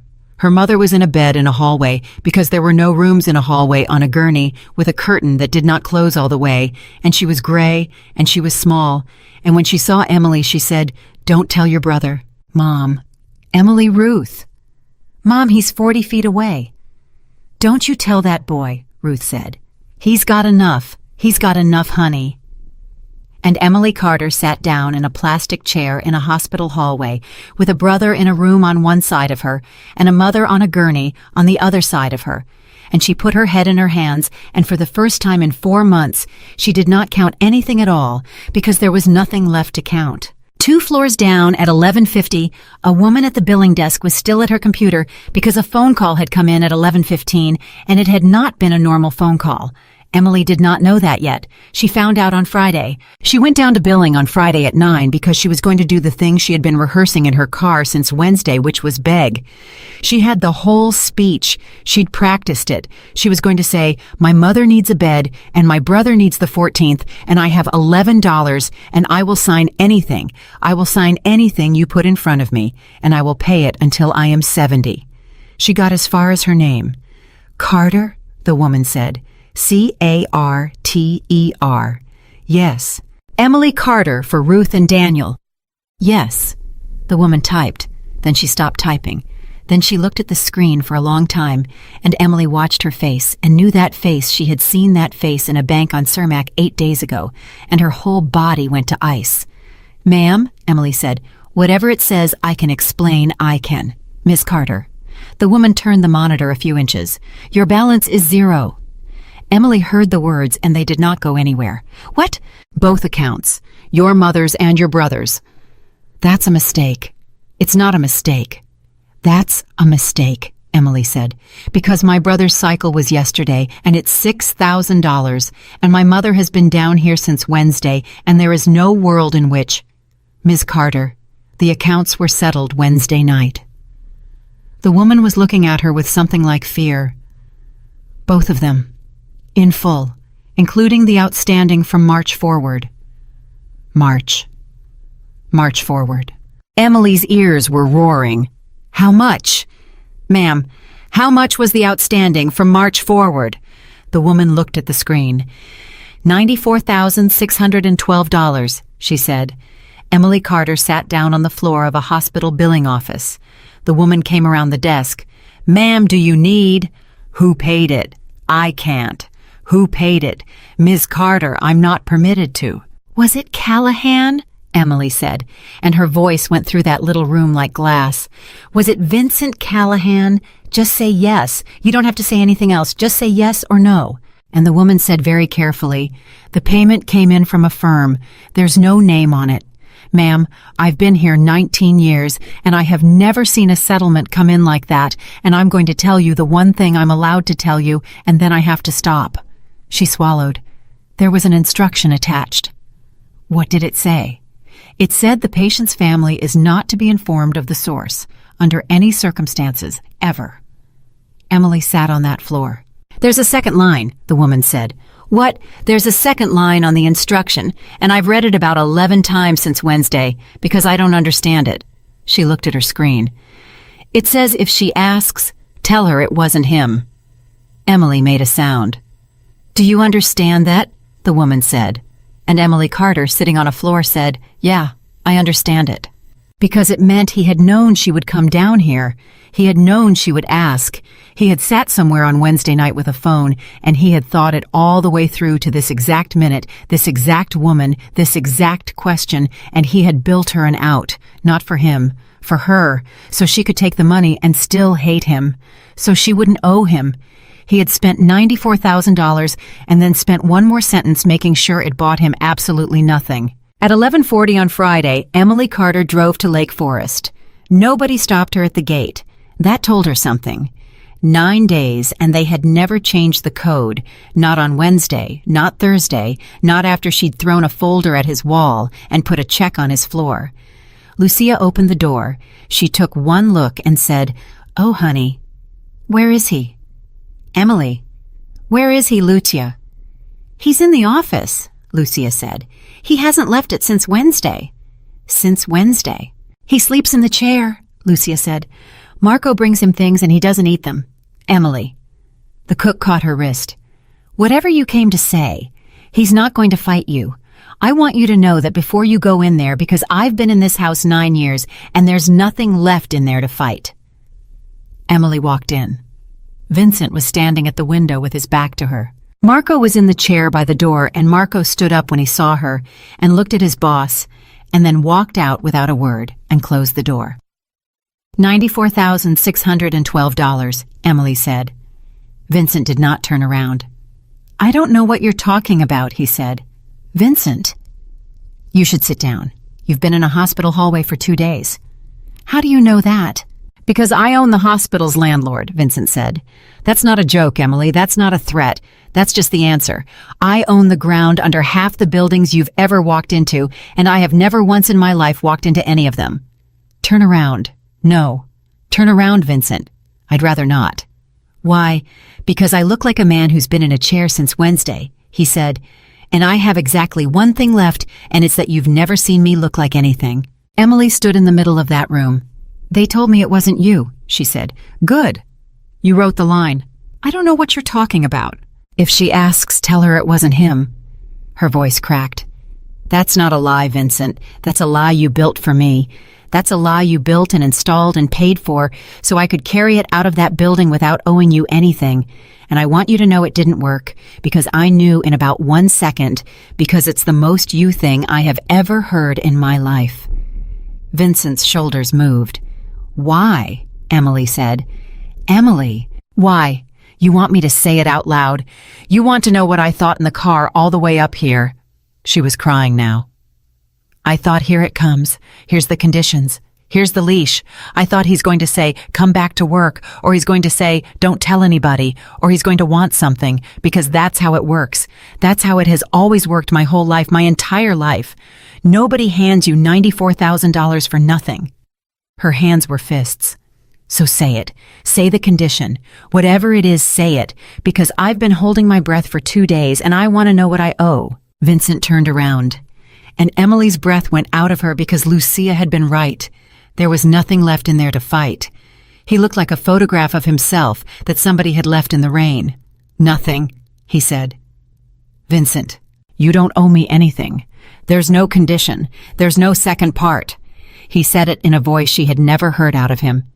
I did it Wednesday night at 11:15 from this chair with my phone, and it took 9 minutes, Emily. 9 minutes. $94,000. And it took 9 minutes and a phone call, and I have had the ability to do that every single day of the 14 months you have worked for me. Emily's hand went over her mouth. That's the thing I've been sitting in this chair with since Wednesday, Vincent said. Not the house, not the note. That. His voice went to nothing. You slept in your car in my parking lot in March. Did you know? I know that Marco knew. Petey knew. Everybody knew. There's a girl who sleeps in her car between the cleaning job and the shift, and it went around that building like it was weather, like it was just something that happens, and nobody said a word to me, and I never asked, because I don't ask, because if you don't ask, then you don't know, and if you don't know, then it's not yours. Emily could not speak. 9 minutes, Vincent said. It's not that I couldn't. It's that nobody ever put it in front of me, and I built a life where nobody ever would. So why now? Because on Wednesday you stood in that doorway and you said, it's not love, he said. And you were right, and I have been trying since Wednesday to do one thing that isn't that, and this is the only thing I could think of that you couldn't refuse. He almost smiled. It was terrible. I had to make it so you couldn't say no. That's what I am, Emily. Even doing the one clean thing, I did it by taking your choice away. I don't know another way. I've never known another way. Emily wiped her face. And then she said the thing she had driven 41 minutes to say, and it came out of her steady and quiet, and it went into him like a knife. It doesn't fix it, she said. Vincent nodded once. I know, he said. No, listen to me. She stepped forward. You paid $94,000, and I will thank you for it until the day I die, because my brother got his cycle yesterday, and my mother's got a room instead of a hallway, and I'm not too proud to say that. I'm not. You did that. It's real. Emily. And it doesn't fix it, she said. It doesn't buy back April. It doesn't put the lilac back in the ground. It doesn't undo the fact that you had the folder in your hand for 9 days and said nothing. And Vincent, if you think that check makes us even then, you learn nothing, because that's exactly what Dell's swimming pool is. That's exactly the same thing. 2 men who can't say a sentence out loud, so they move money around instead for 11 years and call it an arrangement. Vincent Callahan stood very still. You want to know what you owe me, Emily said. You asked, so here it is. You don't owe me $1. You owe me a change. That's not a thing you can buy. No, she said. It's not. The room was silent for a long time. How? He said. And that stopped her, because he did not say it like an argument. He said it like a man asking directions in a country where he did not speak the language. How? Vincent said again. You say change. Everybody says change. I'm 38 years old, and I have been this since I was 19, and I don't know what the first thing is. So tell me the first thing, not the whole road. One thing. Tell me one thing, and I'll do it. Emily looked at him, and she thought about a 66-year-old man sitting on an overturned bucket, saying, my heart's going like a rabbit. Say her name to Dell, she said. Vincent went white. No, that's the first thing. Emily, no. You asked. Ask me for something else. There isn't anything else, she shouted. That's the whole thing. That's the only thing in this entire house that's real, Vincent. You've got a man out there in a gatehouse who has been carrying your sister for 11 years and stealing from you for 4 just to make you look at him, and you won't say her name, and you won't fire him, and you won't pay for Carol, and you call that mercy. She was shaking. It's not mercy. It's the same thing you did to me. You'd rather move money in the dark forever than say 4 words to a person's face. You don't understand what you're asking. I understand exactly what I'm asking. He held her, Vincent said, and his voice came apart. He held her, Emily. He was on that floor. He knows what her face looked like at the end, and I don't. I don't. I was at a bar with my phone turned over, and he was on the floor holding her, and he is the only person alive who was there, and if I walk out to that gatehouse and I say her name out loud, then he's going to tell me. The room went silent. He's going to tell me, Vincent whispered. That's what happens. He's been waiting 11 years to tell me, and I've been running for 11 years so he can't, and the pool, the invoices, the whole thing, that's not him asking to be caught. That's him asking to be asked. Emily's eyes were streaming. Yeah, she said. It is. I can't hear it. I know. Emily, I can't hear it. I know, she said, and you're going to. Vincent Callahan stood in his office and looked at a 25-year-old waitress with $11 in her checking account, and Emily saw the exact moment it happened, the exact second the way you see a wall go. Will you come with me? He said, and it was the smallest voice she had ever heard from a grown man. No, Emily said. He flinched. No, she said again, and she was crying, because if I come with you, then I'm the reason you did it. And then in 10 years when it hurts, you'll look at me and know who made you. And I have watched what you do to people you owe things to.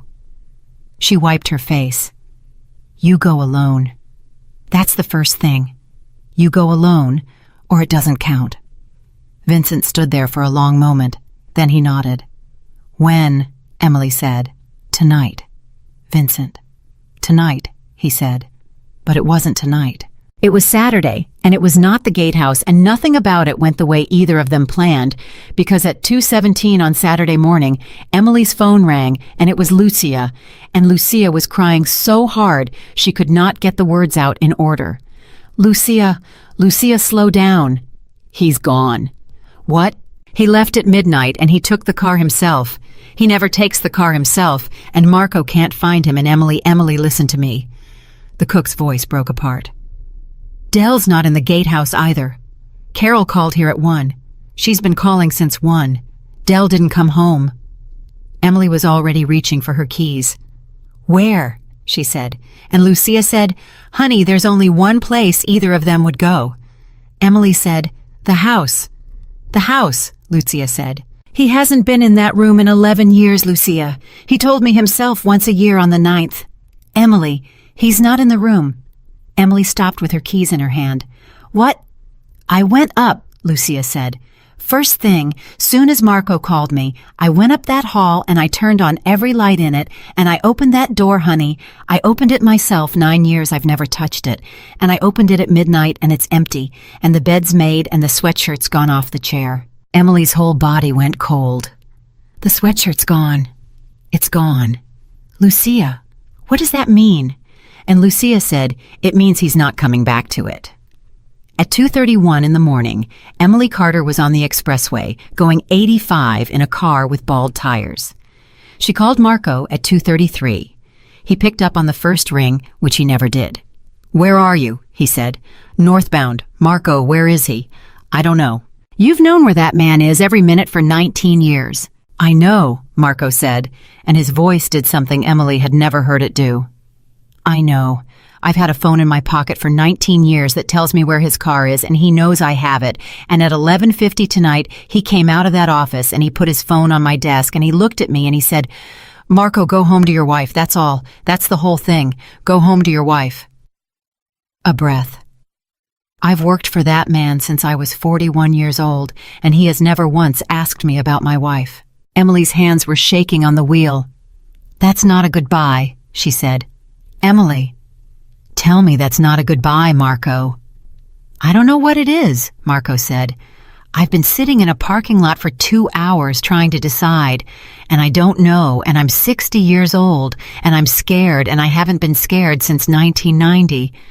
Where would he go? I told you. Marco, you know, you've known since the phone hit the desk, so say it. The line was quiet. There's 3 places, Marco said. The room. He's not in the room. The restaurant. He's not at the restaurant. I've been there twice. The alarm's set. The lot's empty. And the third? Marco didn't answer. Marco. Cicero, he said. The world went silent around Emily Carter at 85 miles an hour. What? He's got the keys, Marco said. Emily, he's got the keys to your mother's house. They came back with the note in April. There's an envelope in the servicer's box with your mother's address on it and 2 keys in it, and it's been sitting in a drawer in my office since the 11th of April, and I checked that drawer at midnight, and the envelope's gone. Emily crossed 4 lanes without looking. He's in my house. Emily, he's in my mother's house. Emily, listen to me. Marco's voice went hard. Dell's gone too. Dell's truck has gone off the property and Carol's been calling since 1, and I want you to think about that for 1 second before you get there. 2 men, 11 years. One of them just gave away his phone. Emily's throat closed. You think Dell would hurt him? No, Marco said. That's not what I'm scared of. Then what? And Marco said, I'm scared he asked him to. At 3:14 in the morning, Emily Carter turned onto the street she had learned to ride a bike on, and there were 2 vehicles in front of her mother's house, a black car she had ridden in 9 times, and a groundskeeper's truck with a ladder rack. The porch light was on. Nobody had paid that electric bill since April. Emily sat behind the wheel for 4 seconds and stared at a light that could not be on, and then she understood that a man who owned the ground under half the city could turn a porch light on in an empty house in Cicero with 1 phone call, and that he had done it before he ever drove out there, which meant he had planned it, which meant this was not an accident, which meant she was about to walk into something a man had built. She went up the walk. The lilac was still there. She saw it out of the corner of her eye on the north side, 29 years old, dead looking exactly the way it had looked her whole life. And something in her chest broke loose, and she had to stop for 1 second with her hand on the rail. The front door was open 4 inches. She pushed it. And she heard her own kitchen, the kitchen she had grown up in, with 2 men's voices in it, and the voices were low and one of them was crying. It was not Dell. Emily stopped in the hall. Say it again, Vincent said. Boss. Dell. Say it again. I can't keep saying it. You've been waiting 11 years to say it, Vincent said. So say it again. And Dell Voigt, 66 years old, sitting at a table in an empty house in Cicero at 3:15 in the morning, said she wasn't scared. Emily put her hand over her mouth. That's all, Dell said. That's the whole thing. That's what I've been carrying around like a rock in my shoe for 11 years. She wasn't scared, Vincent. I got there, and I got down on that floor, and I put my hand under her head, and she looked right at me, and I knew her. She'd been feeding my dog for 4 years, and she wasn't scared. She was mad. Something happened in that kitchen. A chair moved. Mad, Vincent said. Mad as hell. Dell's voice cracked. She was trying to talk and she couldn't get the air, and she kept trying anyway, and I said, honey, don't talk, and she wouldn't quit. She was fighting me to get it out, and she got 2 words, and then she went. What were they? Vincent, what were the 2 words, Dell? And Dell Voigt said, call him. Emily's legs went out from under her and she caught the wall. Call him, Vincent said. That's it. She said, call him. She said, call him, Dell said. And I had my phone in my hand already. I'd already called you. It was ringing in my hand while she said it, and I told her, honey, I'm calling him right now, he's coming. And she heard me. I know she heard me, because she stopped fighting. Dell was sobbing now, a 66-year-old man in an empty kitchen.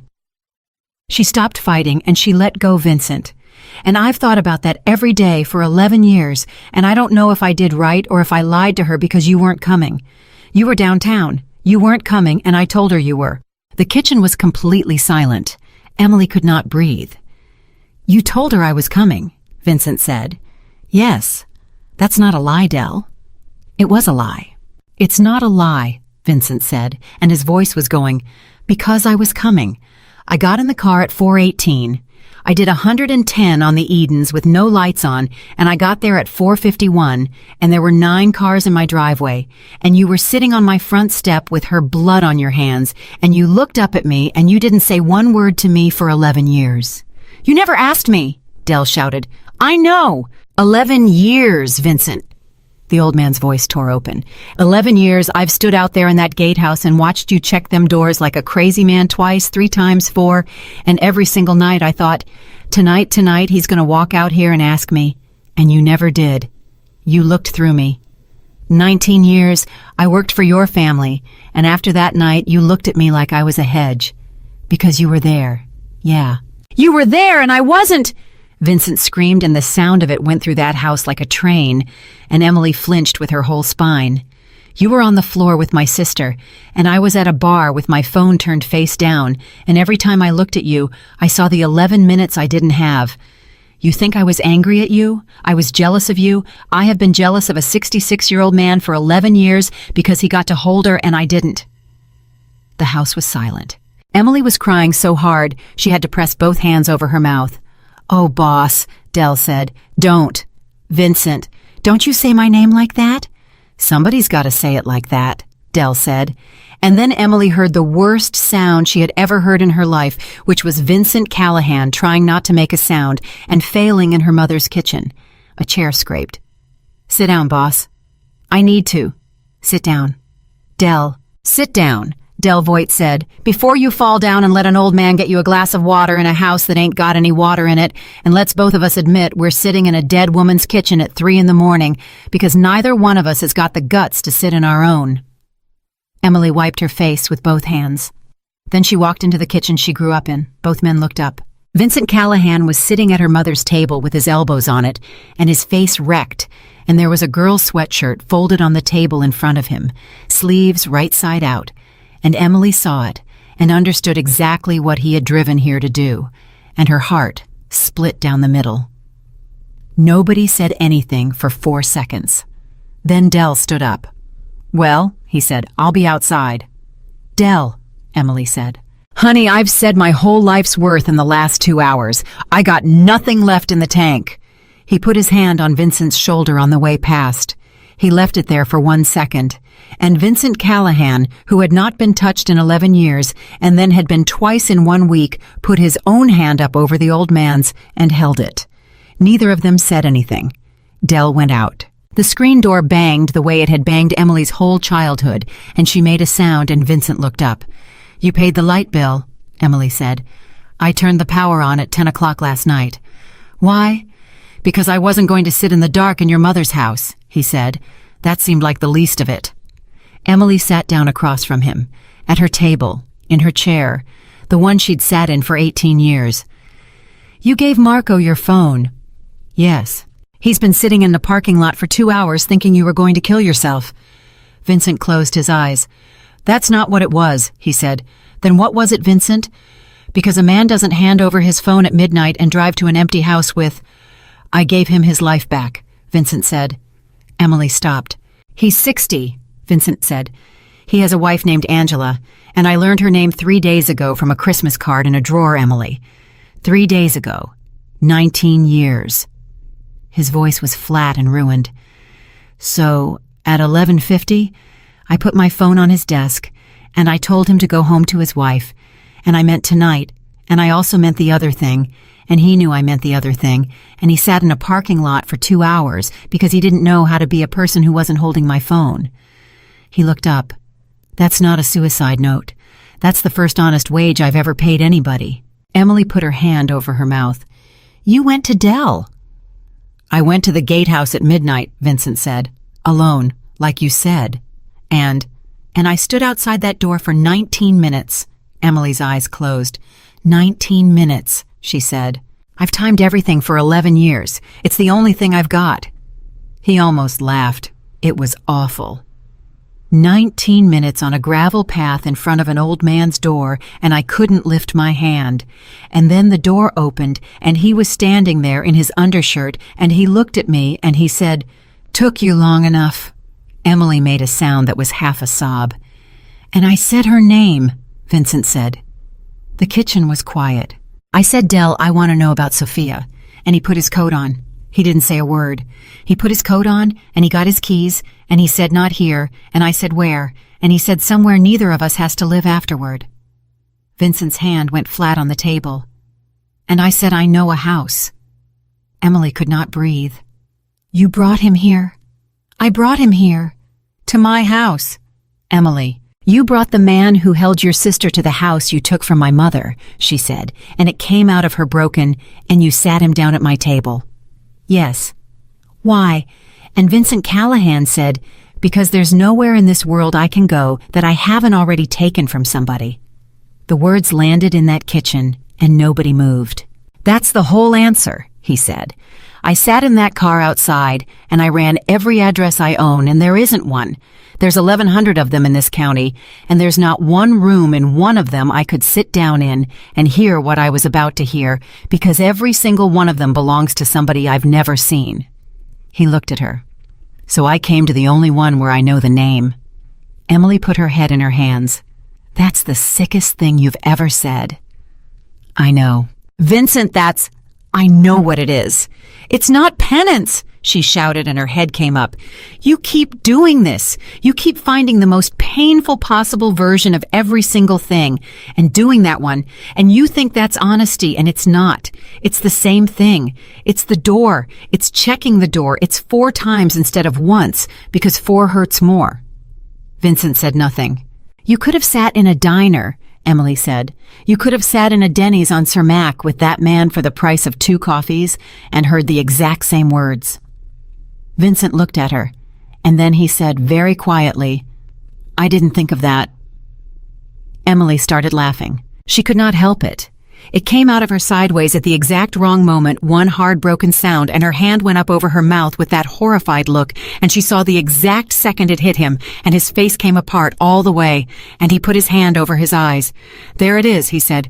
"Vincent, there it is. I'm sorry." "Don't," he said. "Don't you dare. That's the second time in my life, and I'd like to keep it." They sat there. At 3:41 in the morning, in a kitchen with no dishes in it, Emily said, "What did he tell you?" "You heard it? I heard the end."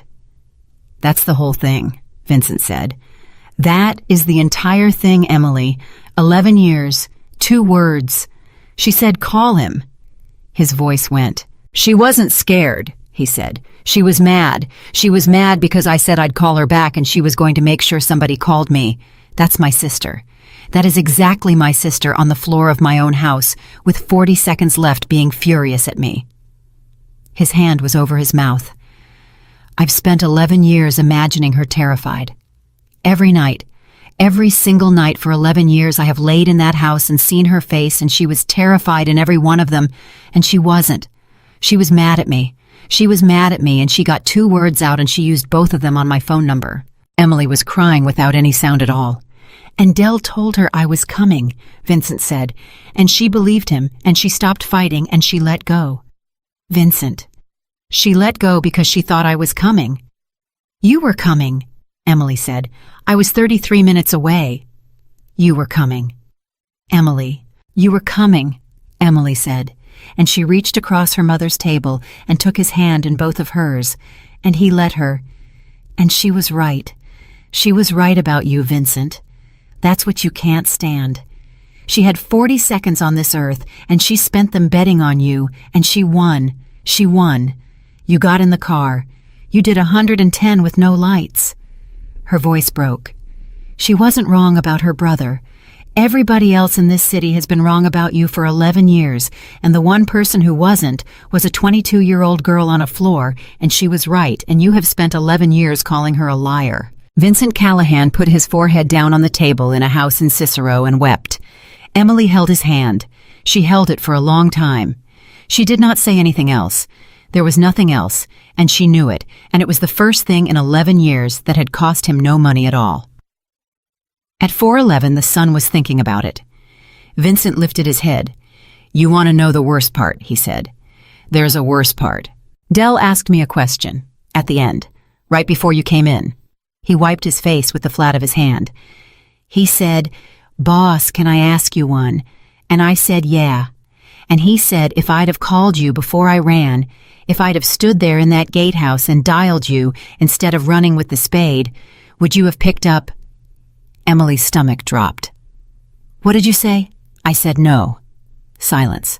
"I said no, Dell, I wouldn't have picked up because it was 4 in the morning and you were the groundskeeper, and I don't take calls from groundskeepers," Vincent said. That's what I told him. And he nodded. He nodded like a man who already knew, because he did know, because that's why he ran instead of calling. He knew in 1962 seconds that the phone wouldn't work, so he took a garden spade and he ran across 400 yards of dark, and he was right. His jaw was shaking. The man knew me better than my own sister did. Emily could not speak. And I've paid him $62,000 a year for 19 years, Vincent said, and I've let him steal $200,000 because I couldn't stand to say thank you, and his wife is dying of the same thing your brother has, and he learned to use a spreadsheet at night at 62 years old to invent a swimming pool because that was easier than asking me. Vincent, everybody would rather do anything than ask me, he said. That's what I built. That's my whole life. I made a world where the safest thing to do is steal from me quietly, and I called it respect. Emily wiped her eyes. So change it, she said. How? Go outside. Vincent looked at her. He's on my porch, Emily said. He's 66 and he's been up since midnight, and he's sitting on my mother's porch because he thinks he doesn't have the right to sit in the car. Go outside and say the sentence. Emily. Say the sentence, Vincent. You don't understand what it costs. I know exactly what it costs, she said. It cost you being clean. That's the whole thing. That's what you told me in the hallway. You said you don't get to be clean. You said, if you pay for Carol, then it's a transaction, and it's paid, and it's over, and you don't deserve that. Right? Yes. You're not paying him, Emily said. You're not buying anything. You already tried that, Vincent. You've been buying it in $4,000 monthly installments for 4 years, and it hasn't worked because that's not what he wants. She leaned forward. He wants to be thanked. That's it. That's the whole crime. That old man committed $200,000 of fraud to make a rich man look at him, and it didn't even work. Vincent sat very still.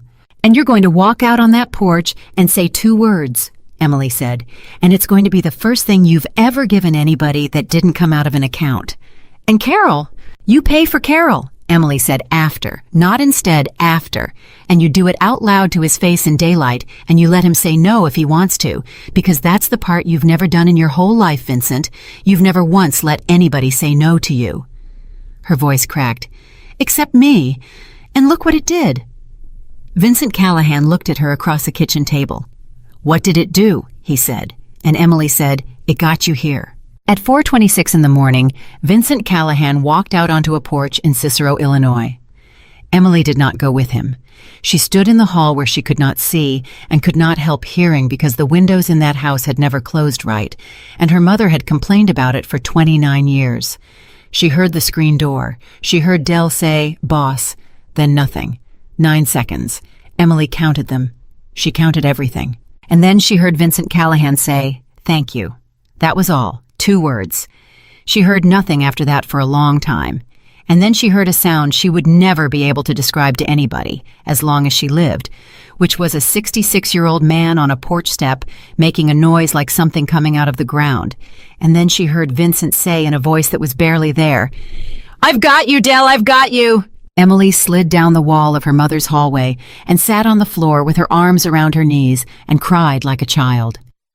The lilac bloomed in September. That was the part nobody believed afterward.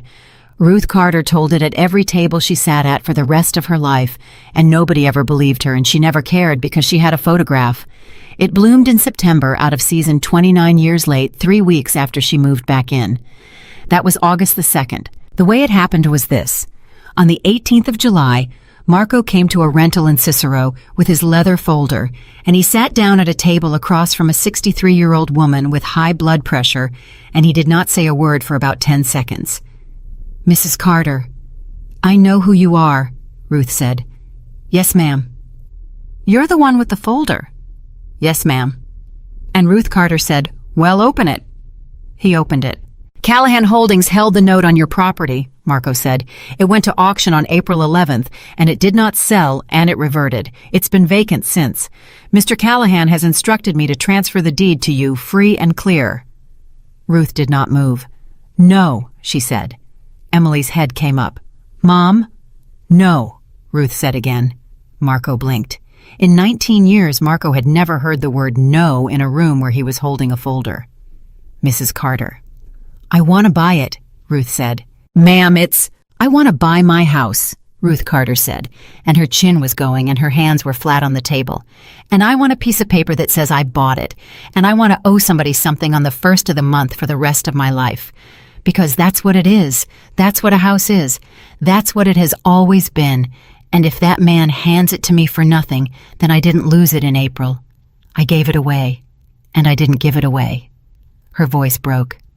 "It was taken, and I want it back the same way it left, with paper." The room was silent. Marco looked at her for a long moment. Then he said, "I'll have to call him." "So call him." Marco went into the hallway and made a phone call that lasted 19 seconds. He came back.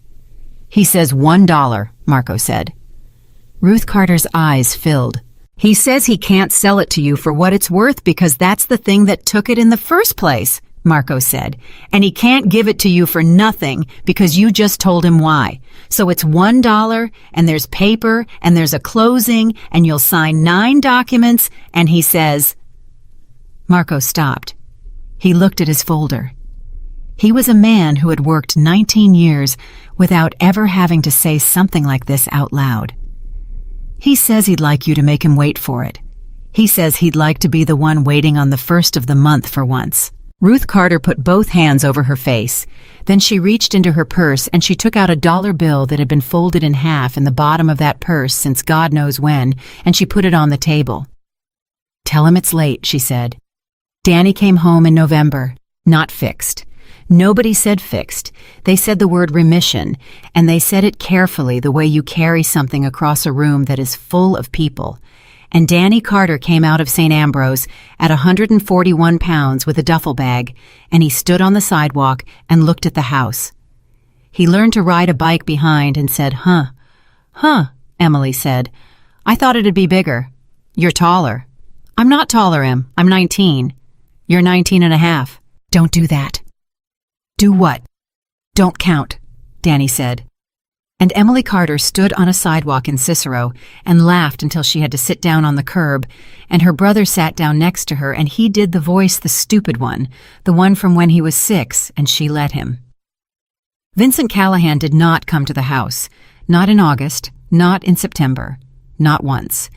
Emily did not go back to Lake Forest either. That was the part people could never make sense of afterward, and it was the only part that mattered. Because on the 22nd of July, on the last day of 30, Emily Carter stood in an office and put a set of keys on a desk, and Vincent said, "Stay." "No." "Emily."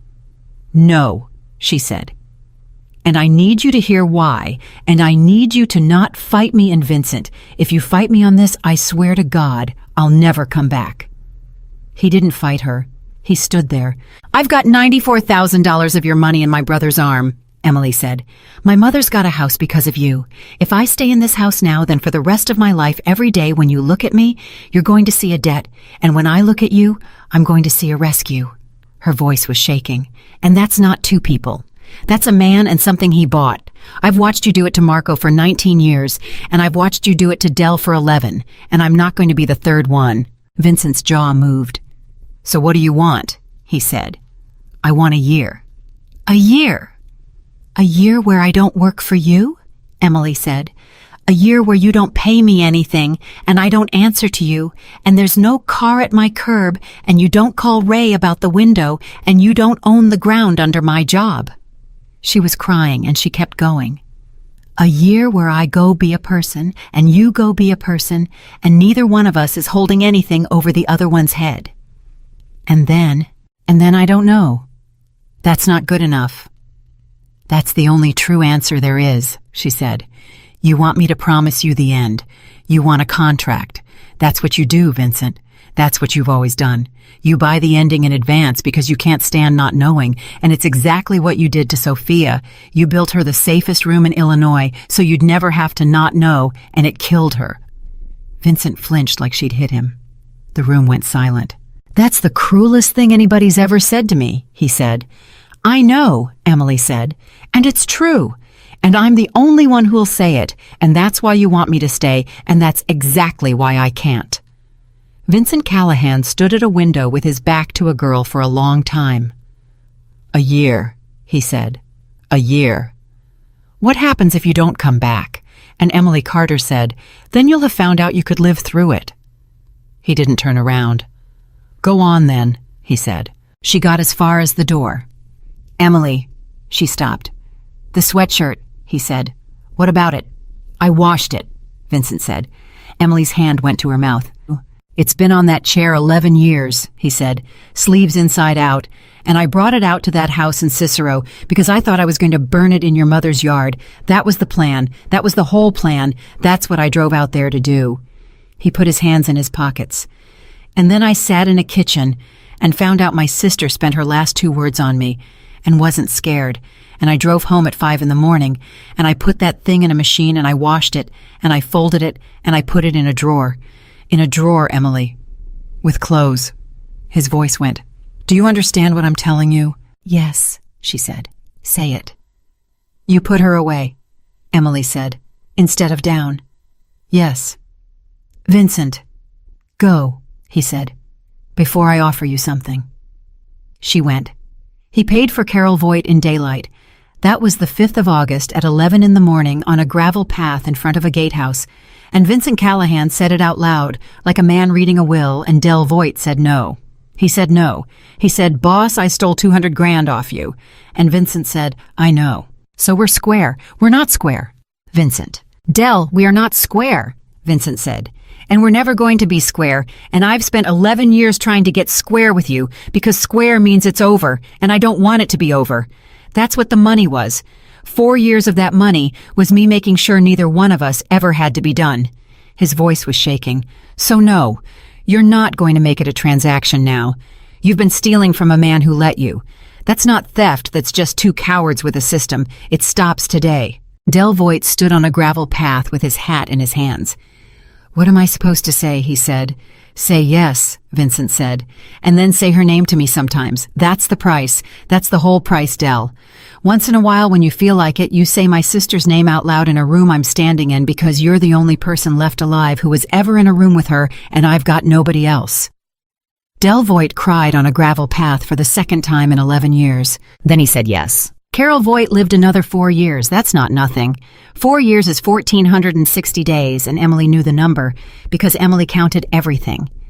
And when Carol died in a bed in her own house, with her husband holding her hand and not on a floor and not alone, Vincent Callahan sat in the back row of a church in Berwyn in a coat, and he did not send flowers and he did not pay for anything, and he sat there like a man, and afterward Del put a hand on his shoulder and left it there. That's all that happened. That's the whole thing. A year is a long time. Emily got a job managing a restaurant in Andersonville that Vincent Callahan did not own. And she checked the whole chain of it. She spent a week checking, and Marco laughed at her when she called to ask. "You called me to ask if he owns Andersonville," Marco said. "I called to ask if he owns my building." "He doesn't own your building." "Marco, he doesn't own your building, Emily. He looked. I want you to know that he looked because I'm not going to lie to you. He had me pull it in about 9 minutes after you told him where you were working." A pause. "And then he told me to sell 2 properties on that block." Emily's throat closed. "He sold them." "He sold 4 buildings in this city this year," Marco said. "Do you know how many he's ever sold before? None. 0 in 19 years. Marco's voice did something strange. "He's got a list on his desk. Handwritten. It's every residential note he holds in Cook County, 1,100 of them, and he's going through them, Emily, one at a time. He's got a man driving out to look at them, with his eyes." Emily sat down. "Why?" she said. And Marco said because a girl told him he'd never seen one. 14 months went by, not 12 and 14. Emily was 4 months late, and she knew exactly how late she was because she counted everything. She walked into that restaurant at 2:17 in the morning on the 9th of July. He was in the private room. He was sitting in the booth. Not standing, sitting. In the corner booth in Sophia's chair, the one nobody had sat in for 12 years, and there was a glass of water in front of him, and nothing else. And every table in that room was standing on its legs. He looked up. Neither of them said anything for a long moment. "You're 4 months late," Vincent said. "I know." "I counted." "I know," Emily said. Vincent Callahan looked at a 26-year-old woman standing in his doorway, and something went through his face that had never been there before, and Emily saw it and knew it and had waited 14 months to see it. He was afraid, not of losing, of hoping. "Are you here about a job?" he said. "No." "Emily, Vincent." Her voice was shaking. "Ask me the question." "I don't know the question." "Yes, you do." "I've never asked anybody a question in my life," he said. "I tell people things. I've never asked. I don't know how I've never had to. I'm 39 years old, and I have never once had to want something out loud." "Then tonight's the night," Emily said. Vincent Callahan sat in his dead sister's chair in an empty restaurant at 2:17 in the morning, and he put his hands flat on the table and he said it. "Will you stay?" And Emily said, "Why?" "Emily." "Say why, Vincent. Say all of it. You made me turn a knob once. Turn this one." And he said, "Because I've had 14 months to find out whether I could live through it, and I could. That's the terrible part. I've lived through it. I got up and I went to work and I sold 4 buildings, and I looked at 1,100 houses, and I said my sister's name out loud to an old man every Sunday for a year." His voice broke. "I lived through it fine, and I don't want to. That's all I've got. That's the whole sentence.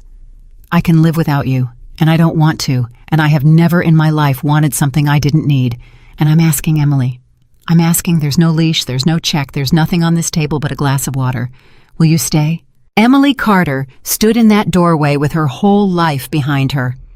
$11, 41 shifts, a mother cutting pills in half, a brother in an alley on a bike laughing on the ground. And then she laughed.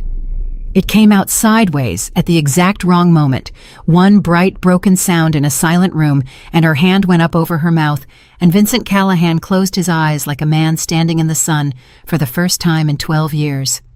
"Yes," she said. She sat down across from him. She did not sit in Sophia's chair. She never did not once not in all the years that came after, and he never asked her to. And that was the whole marriage right there in the first 4 seconds of it. They were not saved by a rich man, they were not saved by money, and they were not saved by a rescue, and no one in that room that night was carried out of anything by somebody stronger. A waitress fell asleep in the wrong chair, and a man who owned a city found out he had never once looked at anything he owned, and it took 2 words on a floor and 11 minutes in the dark, and 2 more words on a porch in Cicero to put it right. People are not saved by the powerful. They are saved the day somebody finally looks at them and does not look away. Emily Carter looked, and Vincent Callahan for the first time in his life did not check the door.